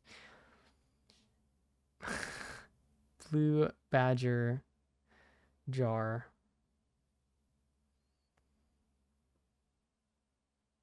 I have shown that 4 times now. I have shown that exact. I have shown that exact image 4 times now to the point where I have felt it couldn't be that because there's no way. Let's turn it.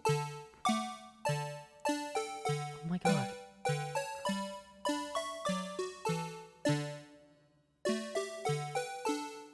There.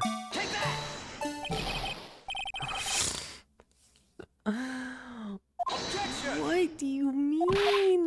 What do you mean? There's no blue badger. The blue badger's right there. The blue badger is right here, my friend.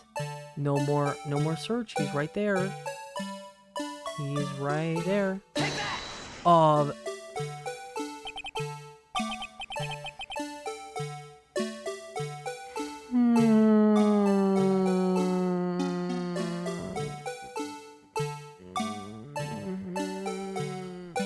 Can we turn the sound off, please? Please, just cut it.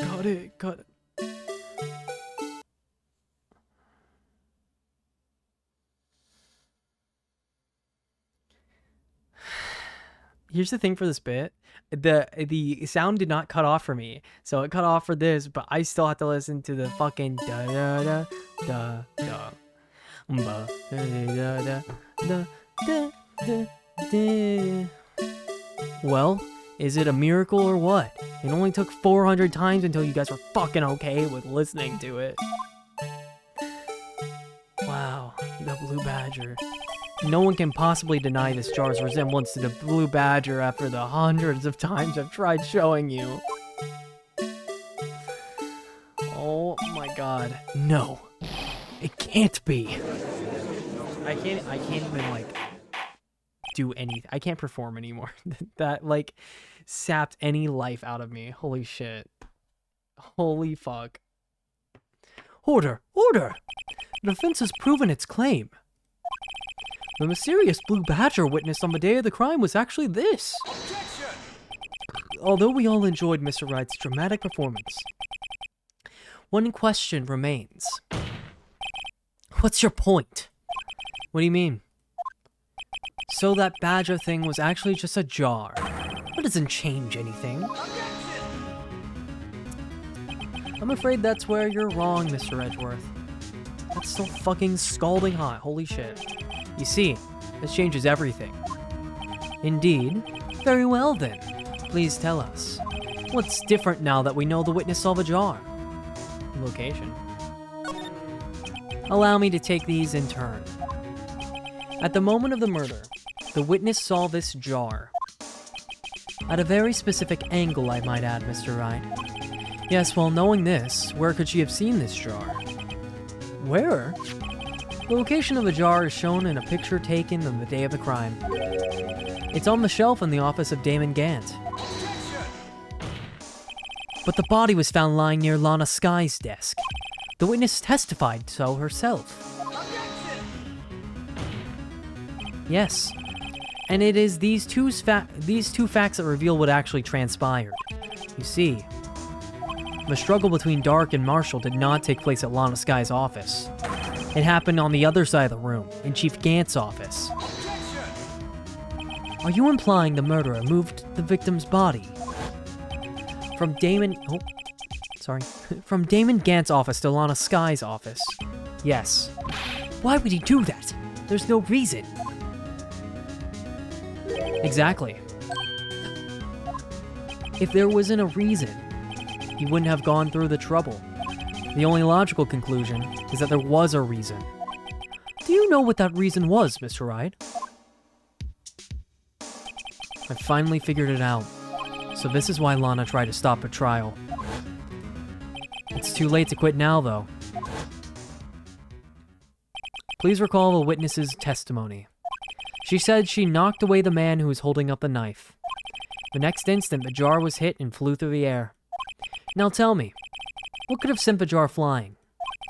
That would have to have been the impact the man made when he was knocked into the wall. Ladies and gentlemen, if I may draw your attention to this picture once more. Ooh. If the man was knocked in the direction of a shelf the jar was sitting in, what would he have hit? Damn. Huh. The suit of armor, holding a very sharp and dangerous looking sword. Yes. And since the man who was knocked into the armor was carrying a broken knife, he would have had been Neil Marshall, wielding the King of Prosecutors trophy.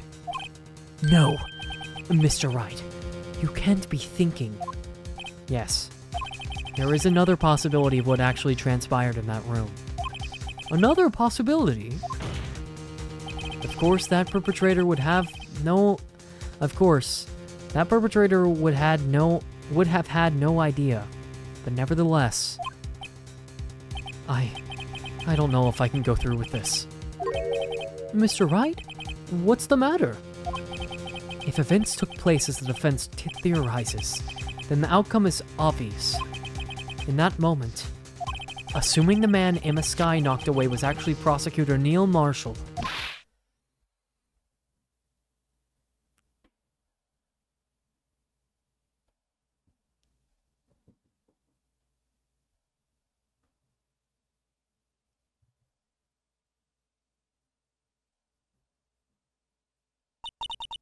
You mean...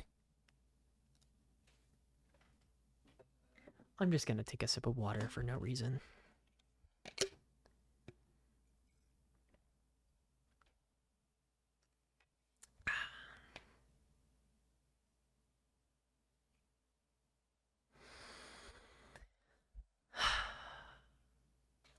Unfortunately, there's someone walking right above me. You mean... Mr. Marshall died because of me? No! That was kind of anticlimactic. Oh! I never imagined her testimony would lead to this. So it was the witness who took the victim's life, and then proved so with her own testimony. This is unprecedented.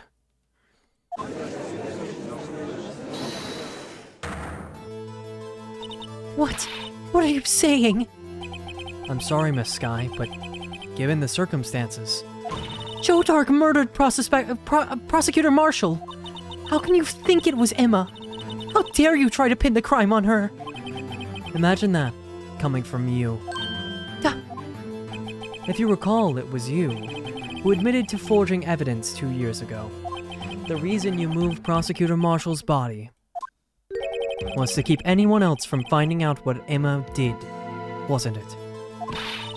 I assure you, Mr. Edgeworth, I have no idea what you're talking about. If you hope to have anyone believe your insane allegations, I'm afraid you're going to have to find proof. Tell me, do you have any conclusive evidence that proves my sister killed Neil Marshall? Evidence? I'm willing to bet you don't. Yes, it certainly would be difficult to prove this with evidence. If we don't have evidence, then we'll have to rely on testimony. I'm afraid that won't work in this case. Both parties involved in the incident are dead. You certainly can't get dead people to testify. Well, I mean, that's not exactly true. I mean, that's not exactly true. Okay, I mean, like, when we think about it, we know someone that could, but, like, she's gone right now. We can't get dead people to testify right now, is what you mean. We can't get dead people to testify right now. That's what you really mean. Phoenix. Shut up. This has all been a wild goose chase from the beginning. Touché, Miss Skye. Of course. That only leaves us with one possibility. You mean there's still another possibility? What do you mean, Mr. Edgeworth? I mean the possibility that the victim has left us a message. For better or worse, Mr. Marshall did not die instantly. He may have left behind the name of the person who took his life, in one manner or another. That's impossible. Did he? I don't see an 8 either. What a fucking asshole. Wait.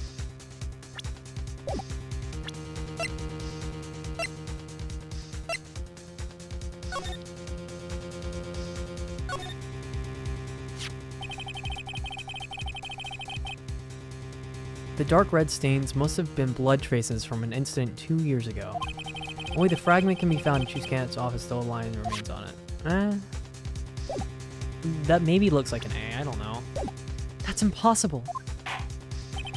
Well, Mr. Wright, this is the only possibility left to you. A message from the deceased. Does such a message exist? Gotta think back to the court record.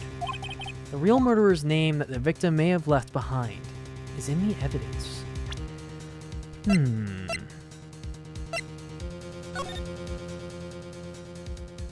That is just... I mean, I guess her print?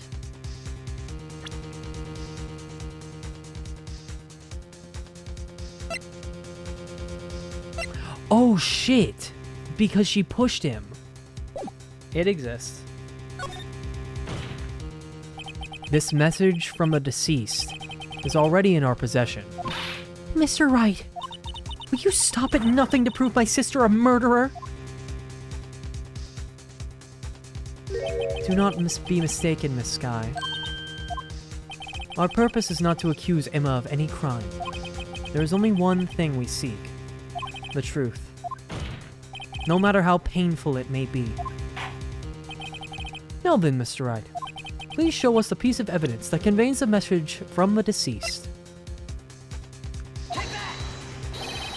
This is the message from the deceased. Right. Now then. This is the message from a judge. Oh, I guess that wasn't right. A dead person left behind a message. That'd be written on something. It's the only Okay, fuck off. I think it was still pretty smart. It wasn't really a message, but yeah, sure.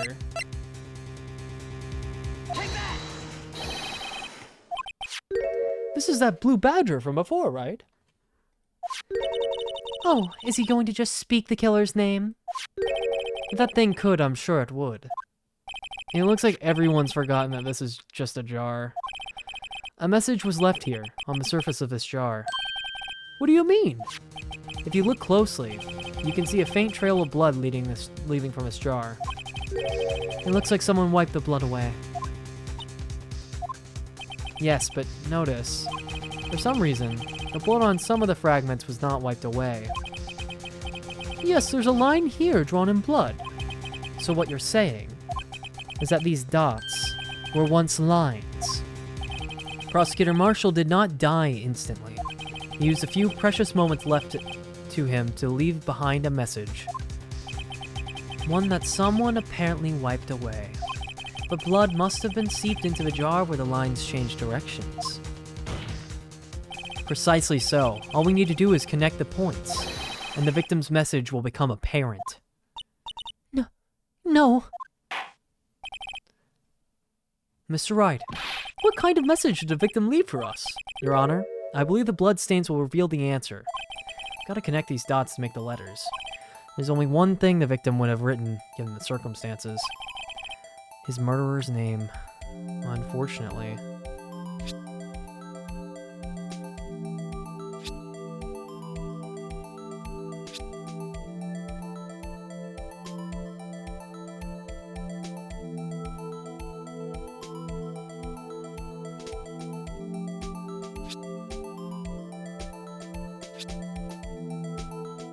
Can I not?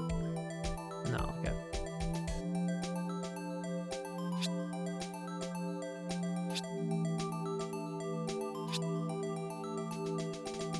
Okay. Emma. It's a defense attorney's duty to prove their client's innocence.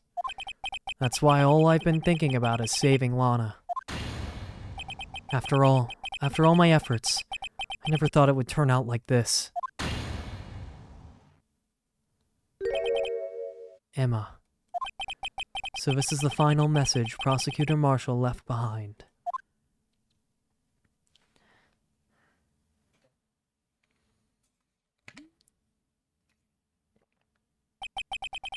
Of all people, she may not have meant it, but in the end, the one who took the victim's life was Emma Skye.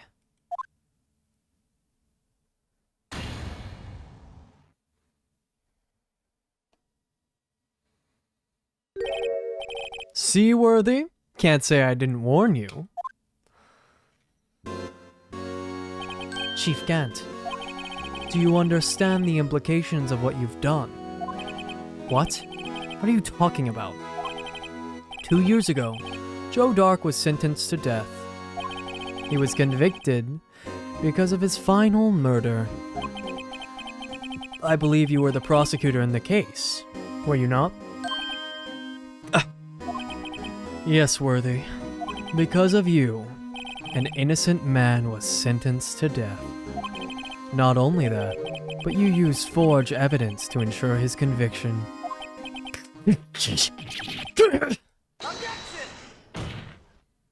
But Joe Dark really was a serial murderer. That's undeniable.